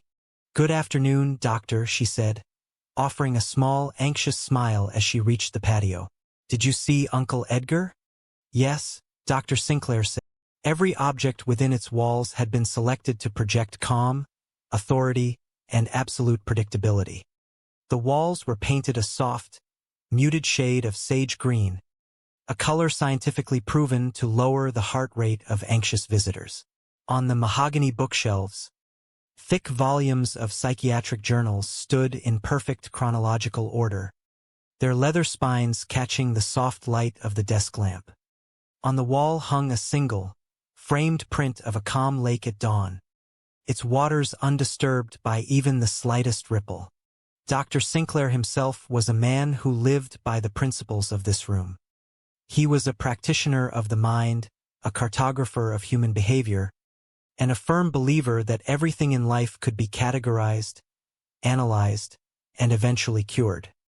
He wore his silver-flecked hair in a precise part. His spectacles sat exactly on the bridge of his nose, and his notebooks were filled with neat, fountain pen script that never strayed past the margins. To Dr. Sinclair, the human mind was like a complex machine. When it broke down, it was simply because a gear had slipped or a wire had crossed. It was his job to find the faulty part, polish it, and return it to its proper place. He found great comfort in this orderly worldview. On this particular afternoon, however, the tranquility of his office was shattered by the arrival of Mrs. Milligan. Mrs. Milligan was the landlady of a sprawling, somewhat dilapidated apartment building on the north side of the city. She was a woman of formidable presence, wrapped in a heavy wool coat despite the mild weather, her face etched with the permanent lines of a person who spent her days dealing with clogged pipes, unpaid rent, and the endless eccentricities of urban tenants. She did not sit in the comfortable leather armchair Dr. Sinclair offered. Instead, she perched on the very edge of it, clutching her handbag as if it were a shield against the forces of chaos. "He is crazy, Doctor," Mrs. Milligan began, her voice trembling with a mixture of anger and genuine distress. "That is exactly what he is. A loony, a nutcase, a genuine wacko. I do not use these terms lightly, mind you. I have managed that building for over 15 years, and I have seen all kinds of odd folk. I have had people who talked to their plants, people who played the trombone at midnight, and people who collected old newspapers. But Mr. Edgar Witherspoon is in a category all by himself." Dr. Sinclair offered a reassuring, professional smile. He leaned back in his chair, folding his hands over his stomach. "Please, Mrs. Milligan, take a deep breath. Tell me exactly what Mr. Witherspoon has been doing that causes you such concern. What is he doing?" she cried, her voice rising an octave. "He is always looking for things. And not normal things, mind you. Not bargains or antiques. He is looking for trash. Just yesterday, he was rummaging through the communal dustbins, looking for 3 paper clips. Not 2, not 4. Exactly 3 paper clips. And a chrome coat hanger. He was absolutely frantic about it, as if his life depended on finding a piece of wire." Dr. Sinclair nodded slowly, making a brief note on his pad. Compulsive hoarding of trivial objects. This was a common enough manifestation of senile decay or obsessive-compulsive behavior. "And that is just the beginning," Mrs. Milligan continued, leaning forward. "He goes to the city garbage dumps. He walks along the streets with his head down, staring at the gutters. He is always bothering my other tenants, asking them for the strangest things. One day it is bicycle spokes. He went door to door, asking if anyone had old bicycle spokes they did not want. The next day it is baseball cards from 20 years ago. And who do the tenants complain to? Yours truly. They do not go to him because he scares them. They come to me, demanding that I do something about the old man in the basement. I understand that this must be very disruptive for you," Dr. Sinclair said gently. "But is he a danger to himself or others?" "He won't let anybody into his apartment," she said, her eyes wide. "Not even his own niece, Cynthia.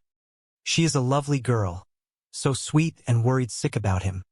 She tries to bring him groceries. She tries to clean his windows, but he keeps the door locked. He only opens it an inch, peers out at her like a frightened rabbit, and tells her he is too busy. All that junk he is collecting, doctor, it is a fire hazard. It is a trap. He could hurt himself in there. What if he trips? What if he drops a match? And what about the other people in the building? What about me? He needs your help, doctor. You have to do something." Dr. Sinclair sighed softly. The fear of fire was a legitimate concern. But committing a man to a psychiatric institution was a serious matter. "We must be careful, Mrs. Milligan. Eccentricity is not a crime, nor is it always a sign of severe mental illness. Many elderly people find comfort in collecting items. It gives them a sense of purpose." "Purpose?" Mrs. Milligan scoffed. "Yesterday, he came to my door at 5 o'clock in the afternoon, begging for a yo-yo. He said he needed it by 6 o'clock. He looked so desperate, I thought he was going to cry. And last week, he was looking for pieces of broken dolls. He did not want whole dolls, doctor. He wanted heads, arms, legs, a basket of plastic limbs. It is morbid. It is unnatural. Please do something, doctor. Please, for his sake. And ours, of course, old tin cups and plastic spoons hanging over the stove. Mr. Witherspoon, why do you collect all of this? Why the dolls' heads, the old shoes, the paper clips? What is the purpose of it all?" Mr. Witherspoon looked at him as if he had asked why the sun rose in the east. "I told you, doctor, I cannot afford Rembrandts." "What?" Dr. Sinclair asked, confused. "Rembrandts," the old man said, waving a hand at the hanging structure. "If I were a rich man, Perhaps I could build this out of fine marble and gold wire, with precious gems instead of bottle caps. But I am not a rich man. I must use what is available. The world does not care what the balance is made of, as long as the weight is correct. Suddenly, a loud, metallic clatter echoed from the corner of the room. A small copper pipe had fallen from its bracket, landing on a pile of old books. "Oh no," Mr. Witherspoon gasped, his face turning pale. "Oh no, not now." He rushed to the corner, his hands shaking as he picked up the pipe. "As usual, Doctor, it has been lovely. But you must leave. Please do not call again." Dr. Sinclair did not move. "I may have to, Mr. Witherspoon. The next time it might not be so lovely. You must understand what I mean. Your niece is very worried. The landlady is terrified of a fire. If you do not cooperate with me, they will take steps to remove you from this apartment." Mr. Witherspoon froze, holding the copper pipe against his chest. "They want to take me away?" "Yes," Dr. Sinclair said gently. "But if you invite me in, if you explain to me what you are doing, perhaps I can help you. Perhaps we can find a way to make them understand. Wouldn't you rather invite me in of your own free will?" Mr. Witherspoon looked at the doctor, his blue eyes suddenly looking very old and very tired. He sighed, a sound that seemed to come from the very depths of his soul. "You must," he whispered, "you must be very, very careful where you walk." He turned and led the doctor deeper into the apartment, navigating a path that seemed to require stepping over specific cracks in the floorboards and ducking under hanging wires at precise angles. "How is it, Doctor?" Mr. Witherspoon asked, pointing to the center of the room. "It is very interesting, Mr. Witherspoon," Dr. Sinclair said, staring at a massive, central column made of old bicycle wheels, wooden rulers, and a large, brass alarm clock. "What exactly is it?" "This?" Mr. Witherspoon said, his voice dropping to a reverent whisper. "This is the only thing that keeps the world from going poof." Dr. Sinclair nodded slowly, his professional mind recording the delusion. "Now, let me understand you clearly, Mr. Witherspoon. You say that this structure of yours is what keeps the entire world from going poof. And it is not easy, I assure you," the old man said, adjusting a rubber band that was stretched between a fork and a small plastic horse. "Most things are nearly impossible to find. Do you have any idea how difficult it is to find a skate key these days? Children do not use them anymore. Everything is plastic and Velcro now." "I can imagine," Dr. Sinclair said. "I found one, though," Mr. Witherspoon said proudly, pointing to a small, rusted metal key hanging near the ceiling. "You think that is crazy? You think I am just an old man playing with almost to himself. A blonde one. It is very urgent." Dr. Sinclair felt a familiar wave of professional pity. Here it was, the classic picture of geriatric isolation. An old man, living alone in a dark basement, retreated into a private world of irrational urgencies, chasing phantom needs born of a lonely mind. To Dr. Sinclair, this was an all-too-common sight in his years of practice. The world was full of forgotten people who built small, harmless fortresses of madness to protect themselves from the cold reality of their insignificance. But Edgar Witherspoon was about to prove himself a most uncommon old man indeed. He possessed a secret, one that reached out to the four corners of the earth, though the good doctor was entirely unprepared to discover it. "Please, Mr. Witherspoon," Dr. Sinclair said. "Just 5 minutes. I only wish to talk." The chain rattled, and the door swung open. Dr. Sinclair stepped into the apartment, and for a moment, he could only stare in utter bewilderment. The room was not a home. It was an archaeological dig of modern civilization. There was no visible floor. Instead, a series of narrow, twisting pathways had been cleared through towering stacks of what looked like pure garbage. But as Dr. Sinclair looked closer, he realized it was not random refuse. It was organized with a terrifying mathematical precision. There were shelves made of old fruit crates, loaded with hundreds of glass jars, each containing a specific type of screw, button, or paperclip.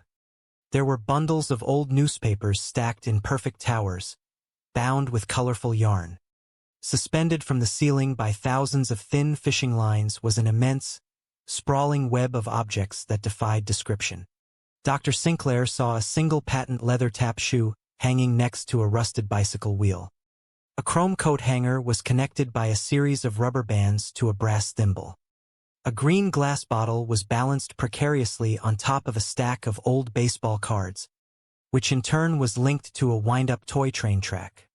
The entire ceiling seemed to be alive with a slow, silent movement, like a giant, chaotic mobile. Mr. Witherspoon stood in the center of this maze. He was a small man, dressed in a faded cardigan sweater that had lost most of its buttons, and a pair of trousers that were slightly too short, revealing mismatched socks. His white hair stood up in a joyful halo around his head, and his face was bright with a childlike energy. "You see, a simple solution," Mr. Witherspoon said, waving a hand toward a small, clear path.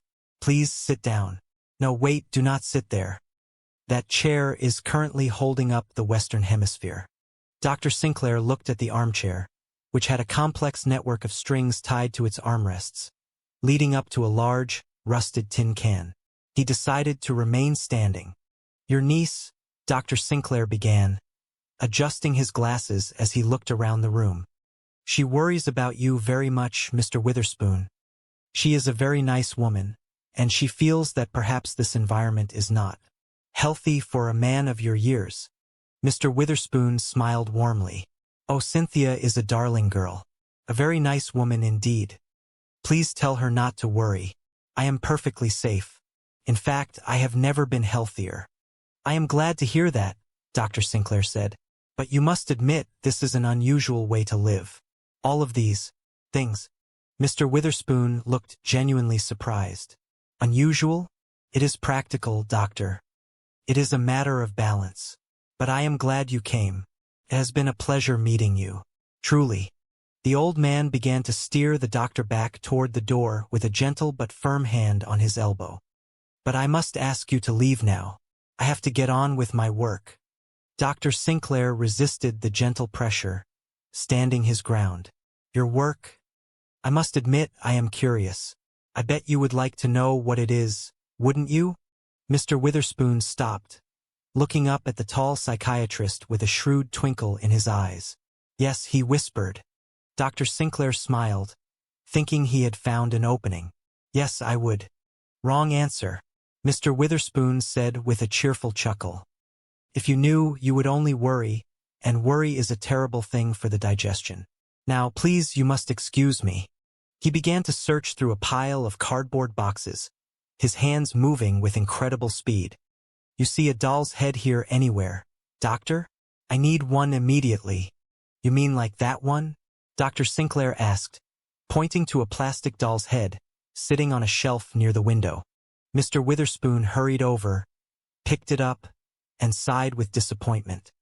"No, no. This one is too big. Also, she is a brunette. I need a blonde one, and I need it in 5 minutes." "And what for, Mr. Witherspoon? What happens if you do not find a blonde doll's head in 5 minutes?" Mr. Witherspoon looked at him with absolute, deadly seriousness.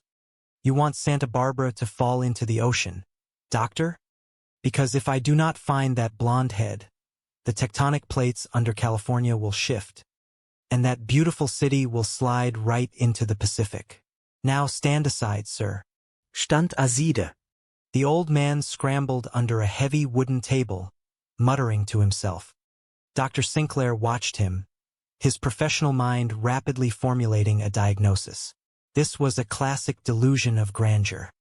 The patient believed that his mundane actions had global consequences. "I am sorry. Did I damage something?" Mr. Witherspoon inspected the hanging cardboard, which was connected to a small metal spoon. "No, it is fine. But you must be careful. I have no idea how the thing works, you see." "You don't?" Dr. Sinclair asked, surprised. "Not a clue," the old man said cheerfully. "All I know is that the voice tells me what the balance needs, and I go out and get it. I do not ask questions. I just do the work." "Goodbye, Mr. Witherspoon," Dr. Sinclair said, opening the door. "You keep up the good work, Doctor." The old man called out. We could call it a sculpture, you know. Would that make my niece happy? If we told her it was art? Dr. Sinclair paused, looking back at the old man's hopeful face. Perhaps, Mr. Witherspoon, perhaps it would. Oh, and doctor, the old man added, just as the door was closing. If you happen to run across an old tuba, would you bring it by? I need one in 2 hours. Exactly 2 hours. Dr. Sinclair did not answer. He closed the door, the sound of his own heavy footsteps echoing in the quiet basement. Chapter 5. The Intersecting Realities. The office of the psychiatric clinic was quiet, save for the low, rhythmic ticking of the wall clock. Dr. Sinclair sat at his desk, his fingers drumming on the polished wood. Across from him sat Cynthia, her face pale and her eyes red-cropped from a lack of sleep. Cynthia, please, Dr. Sinclair said, his voice carrying a heavy weight of professional reluctance. Do not do this to him. Uncle Edgar. Please, she whispered, looking down at her hands. Doctor, you saw how he lives. He is not eating properly. He is obsessed with this monstrosity in his basement. It is just for 3 days. Just 3 days while they observe him at the clinic. Surely that is not too much to ask? It is too long, Dr. Sinclair said, shaking his head. He was surprised by the intensity of his own feelings. For a man who had spent his career advocating for clinical intervention, he felt a strange, protective instinct toward the old engineer. It has to be maintained, Cynthia. The balance. He believes it must be kept. Mr. Witherspoon, who had been sitting quietly in a chair in the corner of the office, stood up. He looked small and defenseless in his oversized coat, his fingers clutching a small cloth bag containing his most precious possessions. Doctor, he said, his voice remarkably steady. You hear voices. Dr. Sinclair looked up, startled. No, Mr. Witherspoon. I do not hear voices. We have discussed this. Healthy people do not hear voices. It is a symptom of a chemical imbalance in the brain. You must understand that. Mr. Witherspoon walked over to the desk, looking down at the psychiatrist with a look of profound, gentle pity. You hear mine, don't you? Dr. Sinclair opened his mouth to reply, but no words came out. He felt a cold chill run down his spine. That is not the same thing, Dr. Sinclair muttered, looking away.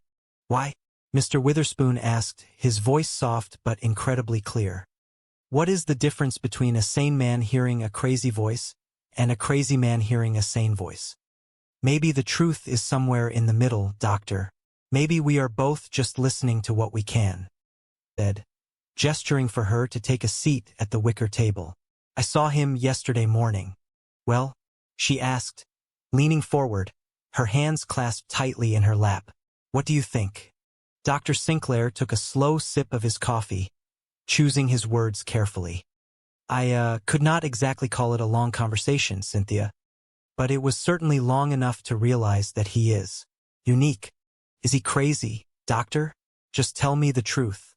Is he completely out of his mind? Dr. Sinclair shook his head gently.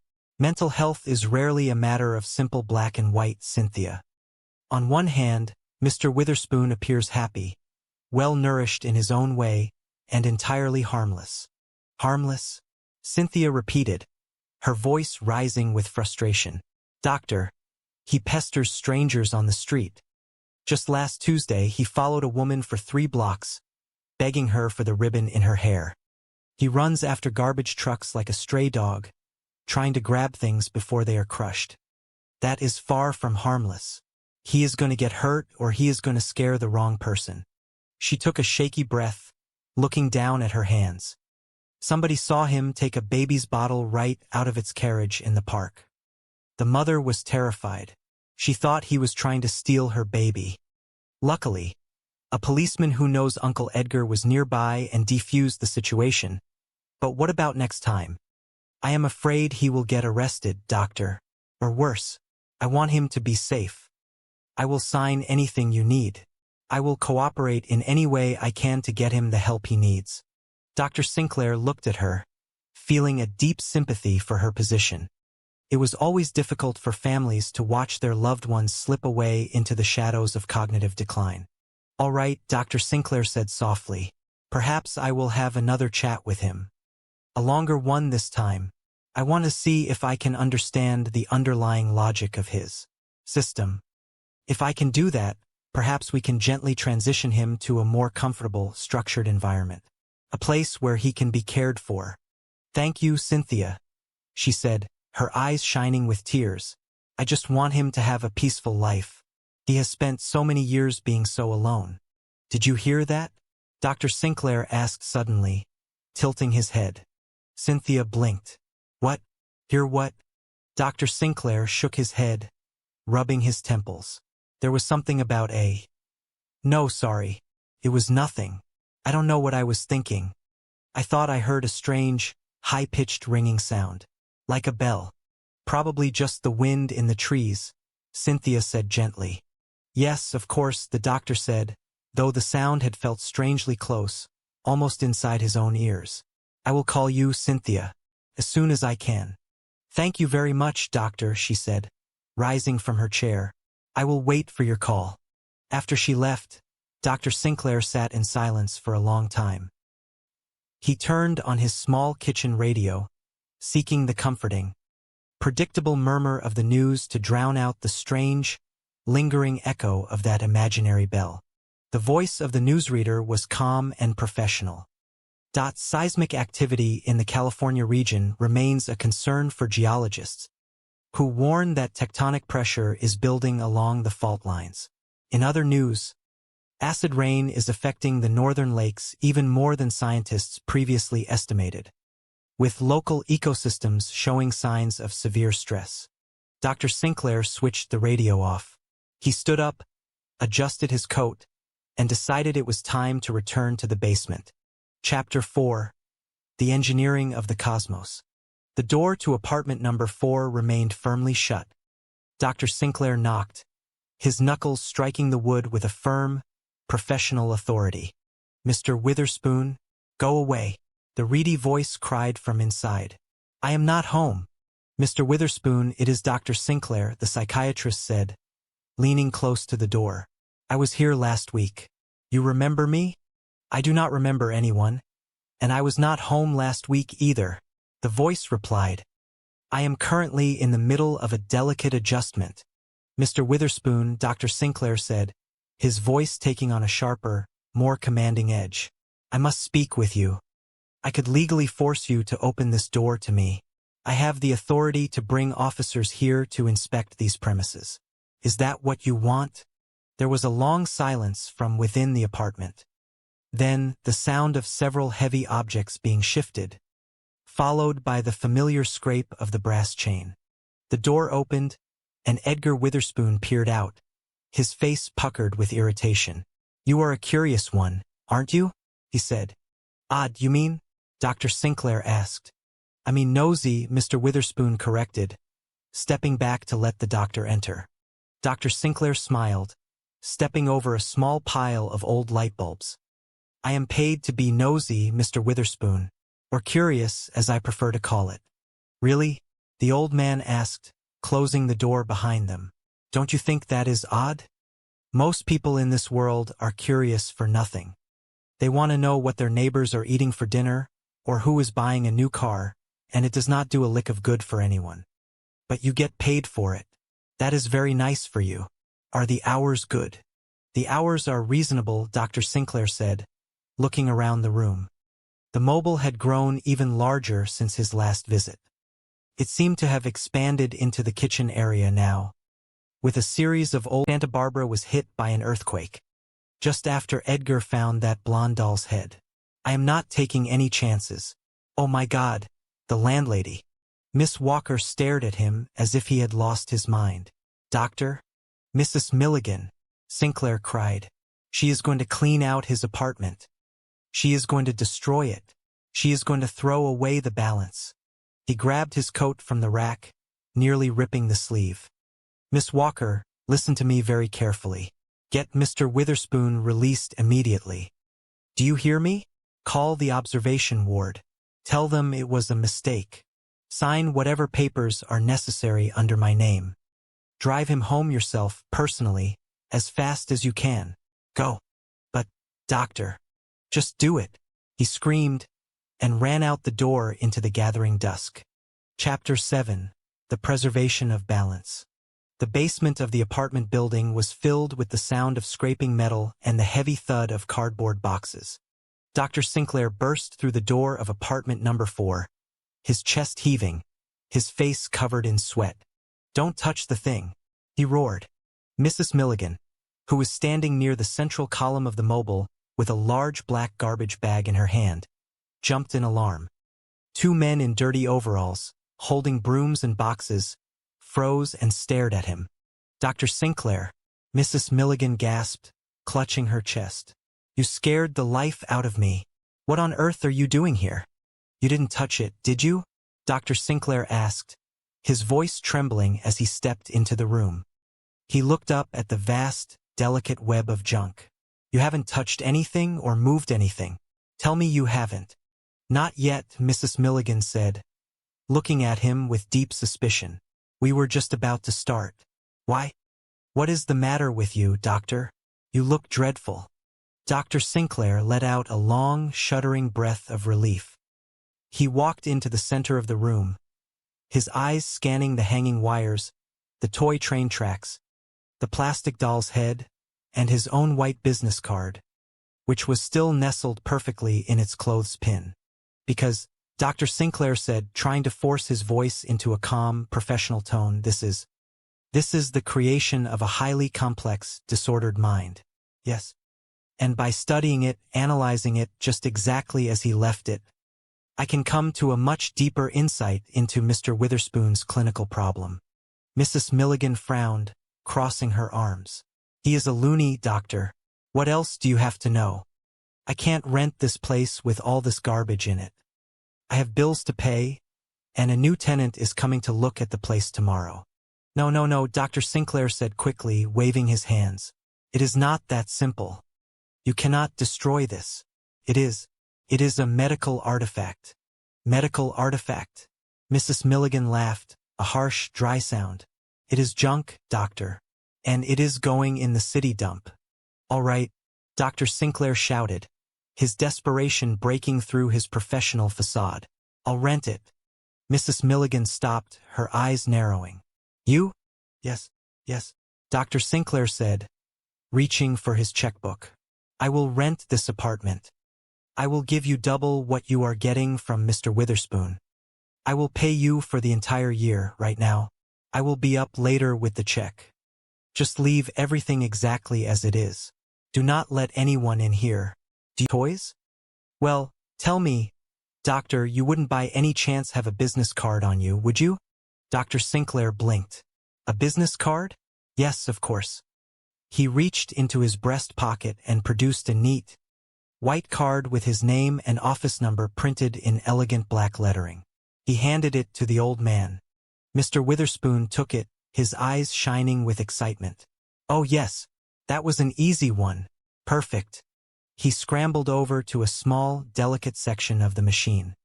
With great care, he placed the business card between a metal spring and an old wooden clothespin. He tapped it gently, ensuring it was balanced. "Well," Mr. Witherspoon said, wiping his hands on his trousers. "I won't take up any more of your time, doctor. I am sure you have seen more than enough." Dr. Sinclair looked at the card, then at the old man's face.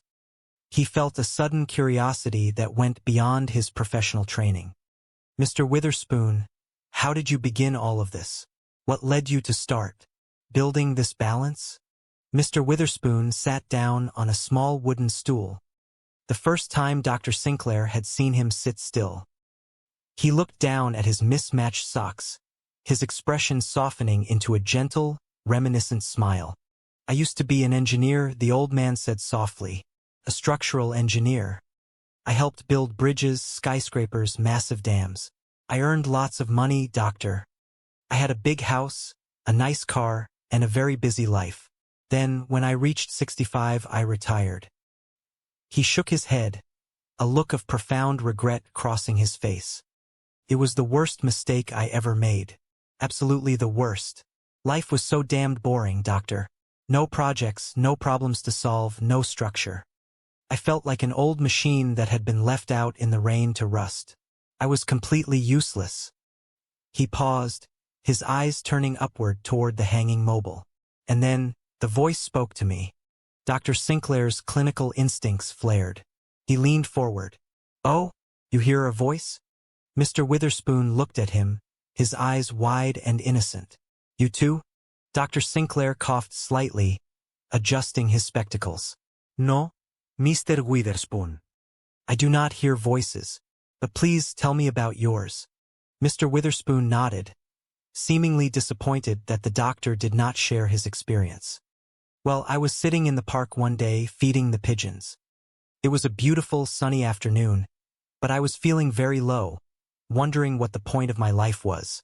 And suddenly, there it was. The voice. What did it sound like?" Dr. Sinclair asked. "It was a very pleasant voice," Mr. Witherspoon said. "Clear, polite, and very calm. 'Edgar,' it said. 'Have you ever been to England?' And I said, 'No, I have never been to England. Why do you ask?' 'No, wait, that is what the voice asked me first.'" The old man chuckled, shaking his head. "I am getting my memories tangled. Let me start again. The voice said, 'Edgar, in the heart of the great clock tower in London, the one they call Big Ben, there is a giant pendulum. That pendulum tells the clock how fast to tick. At the very bottom of that pendulum, on top of the big lead weight, there is a stack of old pennies." Mr. Witherspoon leaned closer, his voice dropping to an excited whisper. "Do you know what those pennies are for, Doctor?" "I cannot say I do," Dr. Sinclair admitted. "Every so often," Mr. Witherspoon explained, "the keepers of the clock take 1 penny off the stack, and the clock speeds up by a tiny fraction of a second. Or they put 1 penny on the stack, and the clock slows down. The pennies change the center of gravity just a little bit, but it is enough to keep that massive, beautiful mechanism running perfectly year after year." He stood up, gesturing to the vast, chaotic web of junk surrounding them. "So, the voice said to me, 'Edgar, the world is a very funny place. It is a big, complicated machine. There are little wars here, big wars there, volcanoes going off, storms, tornadoes, a terrific amount of noise and bother. It is always shifting, always losing its balance. You have to build something, Edgar.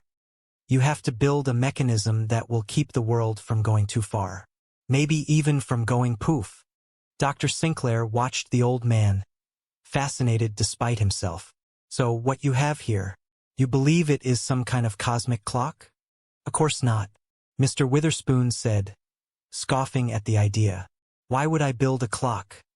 You can buy a clock for $3 at any drugstore, and it won't lose 10 seconds in a year. No, Doctor, this is a balance. What the pennies do for Big Ben, this does for the entire planet." "And who do you think it is who is speaking to you?" Dr. Sinclair asked. "Do you believe it is God?" Mr. Witherspoon looked thoughtful, scratching his chin. "Well, sometimes I think it is God. And then I think, no, God would probably have a much deeper voice. This voice is more like an old friend who has a very busy job and needs some help with the details." He reached into a small wooden bowl on the table and pulled out a dried fruit. "Would you care for a prune, Doctor?" "Oh no, thank you," Dr. Sinclair said, taking a step back. "I was just leaving." "But you have just arrived," Mr. Witherspoon protested. "No, I must go," Dr. Sinclair said, navigating his way carefully back toward the door. "I have much to think about." "Oh, careful," Mr. Witherspoon yelled as the doctor's shoulder brushed against a hanging piece of cardboard. Dr. Sinclair froze, the brass clock and the gentle, metallic rustling of the mobile. Dr. Sinclair stood in the center of the room, his coat discarded, his sleeves rolled up to his elbows. His neat, silver-flecked hair was wild and messy, and there was a smudge of black coal dust across his forehead. He held a small white ping-pong ball in his hand, his fingers trembling with exhaustion and focus. With extreme care, he leaned over a section of the machine. He placed the ping-pong ball into a small, wire basket that was connected by a rubber band to a rusted bicycle fork. He let go. The ball settled into place. The rubber band stretched. A small, blue plastic cup on the other side of the room tipped slightly, pouring a single drop of water onto a sponge. The entire machine seemed to sigh, a low, harmonious hum vibrating through the room. Dr. Sinclair closed his eyes, letting out a long, shuddering breath. He checked his watch. It was exactly 7 hours and 13 minutes. He sat down on the wooden stool, his head in his hands. He felt a strange mixture of utter exhaustion and a deep, unfamiliar peace. The orderly, predictable world of his clinic was gone, replaced by a chaotic, beautiful reality where a rubber ball could save a city, and a business card could stop a storm. Suddenly, a strange, clear voice seemed to echo in the quiet room. It was not a loud voice, nor was it deep. It was polite, calm, and very friendly. "Jeremy," the voice said, "have you ever been to South America?" Dr. Sinclair opened his eyes. He did not look around the room. He knew there was no one there. He looked up at the vast, hanging balance, his face softening into a weary, peaceful smile. "No," he whispered, "I have never been to South America." "Why do you ask?" "Because," the voice replied, "in the heart of the Andes, there is a small village that is about to experience a very large landslide. Unless, of course, you can find a tambourine." Dr. Sinclair stood up, his weariness forgotten, replaced by a sudden, electric surge of energy. He looked around the room, his eyes scanning the shelves of jars and boxes. "A tambourine," he muttered to himself. "I have to find a tambourine right away." He rushed to the door, opening it wide. He looked out into the dark hallway, then turned back to the machine. If in the next few months you notice that there has been a spate of catastrophes, or things are just not going right in the world, remember that Edgar Witherspoon's replacement is still learning how to make some precise adjustments. But do not worry, his education will not last long. And then you will have a chance to make a difference. Perhaps, in your quiet moments, you might give thanks to a physician whose practice has extended far beyond the walls of a clinic, to the well-being of the entire planet. Dr. Jeremy Sinclair offers a unique form of preventative medicine. It is a prescription that cannot be found in any medical journal, nor bought at any drugstore. It is a medicine of balance, of care, and of a quiet, beautiful faith in the unseen connections that hold our world together. And it can be found only in the deepest, most wonderful corners of the human heart.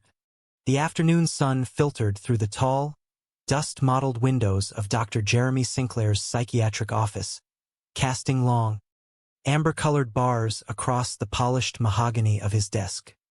It was a room designed to soothe the frayed edges of the human mind.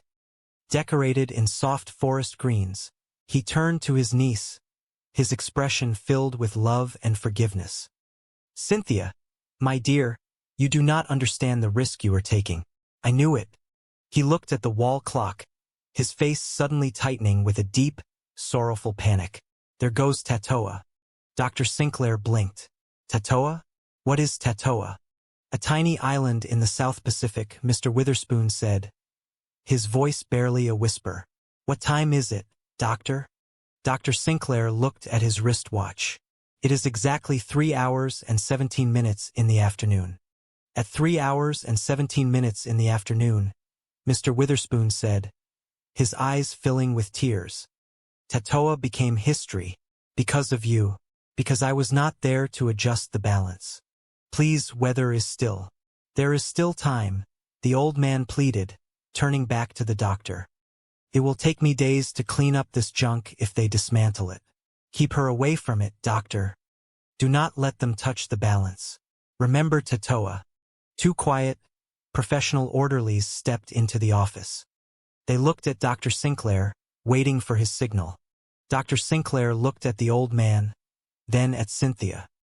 He felt a terrible, heavy knot forming in his stomach. He nodded slowly to the orderlies. "Come along, Mr. Witherspoon," one of the orderlies said gently, taking the old man's arm. "Let us go for a nice walk." Mr. Witherspoon did not resist. He walked out of the office between the two men, his head bowed, his small cloth bag clutched tightly to his chest. Cynthia let out a long, shuddering sob of relief. Thank you, doctor. Thank you.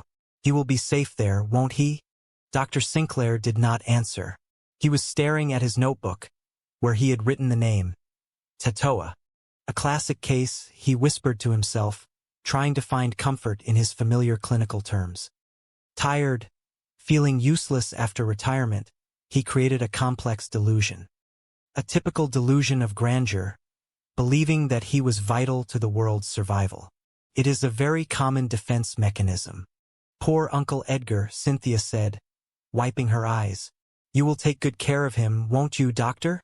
Yes, Dr. Sinclair said, his voice sounding hollow, even to himself. We will take excellent care of him. Chapter 6. The Weight of a Feather. The evening news was playing on the small radio in Dr. Sinclair's private study.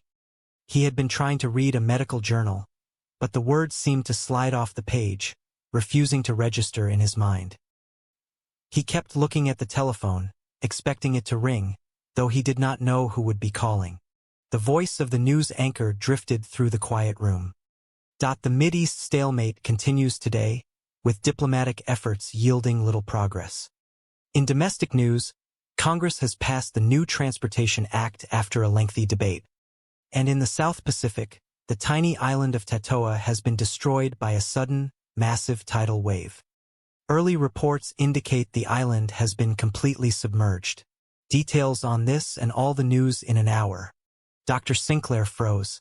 The medical journal slipped from his fingers, clattering onto the floor. Did he say Tatoa? He whispered, his heart hammering against his ribs like a trapped bird. He scrambled for the telephone on his desk. His hands were shaking so violently he could barely hold the receiver. He dialed the operator. Yes, the number for the Chronicle newspaper, please, he gasped. Yes, quickly, thank you. The phone rang twice before a harried voice answered. Editorial desk. Hello, Dr. Sinclair said, his voice cracking. I want to check on a news story. I just heard something on the radio about a tidal wave destroying an island in the South Pacific. Tatoa. Yes, that is correct, the editor said, the sound of typing audible in the background. A massive seismic shift. The entire island is gone. Are there any details? Dr. Sinclair asked, his breath coming in short, shallow gasps. 1,000, the editor replied. It is a tragedy. The whole place was wiped clean in a matter of minutes. Really? Dr. Sinclair whispered, his hand clutching the phone so tightly his knuckles turned white. When did it happen? This afternoon? I mean, exactly what time did the wave hit? The editor paused, the sound of paper rustling. Let me see the wire report. Here it is. The seismic activity was recorded at exactly 3 hours and 17 minutes in the afternoon, local time. Dr. Sinclair felt the world tilt beneath his feet. The air in the room suddenly felt freezing cold. Thank you, he whispered, and dropped the receiver back onto its cradle. He stood up, his mind spinning in a wild, terrifying circle. 3:17, the exact minute Edgar had named. The exact minute the old man had looked at the clock and wept for an island he had never seen. Miss Walker, Dr. Sinclair shouted, running out of his study into the main reception area of the clinic. Miss Walker, his secretary, looked up from her typewriter, startled by the sheer panic in his voice. Yes, doctor? Tatoa was destroyed at 3:17 this afternoon, he said, his eyes wide. Miss Walker blinked, confused. Is that bad, doctor? I mean, it is a tragedy, of course, but last week, Dr. Sinclair said, his voice rising,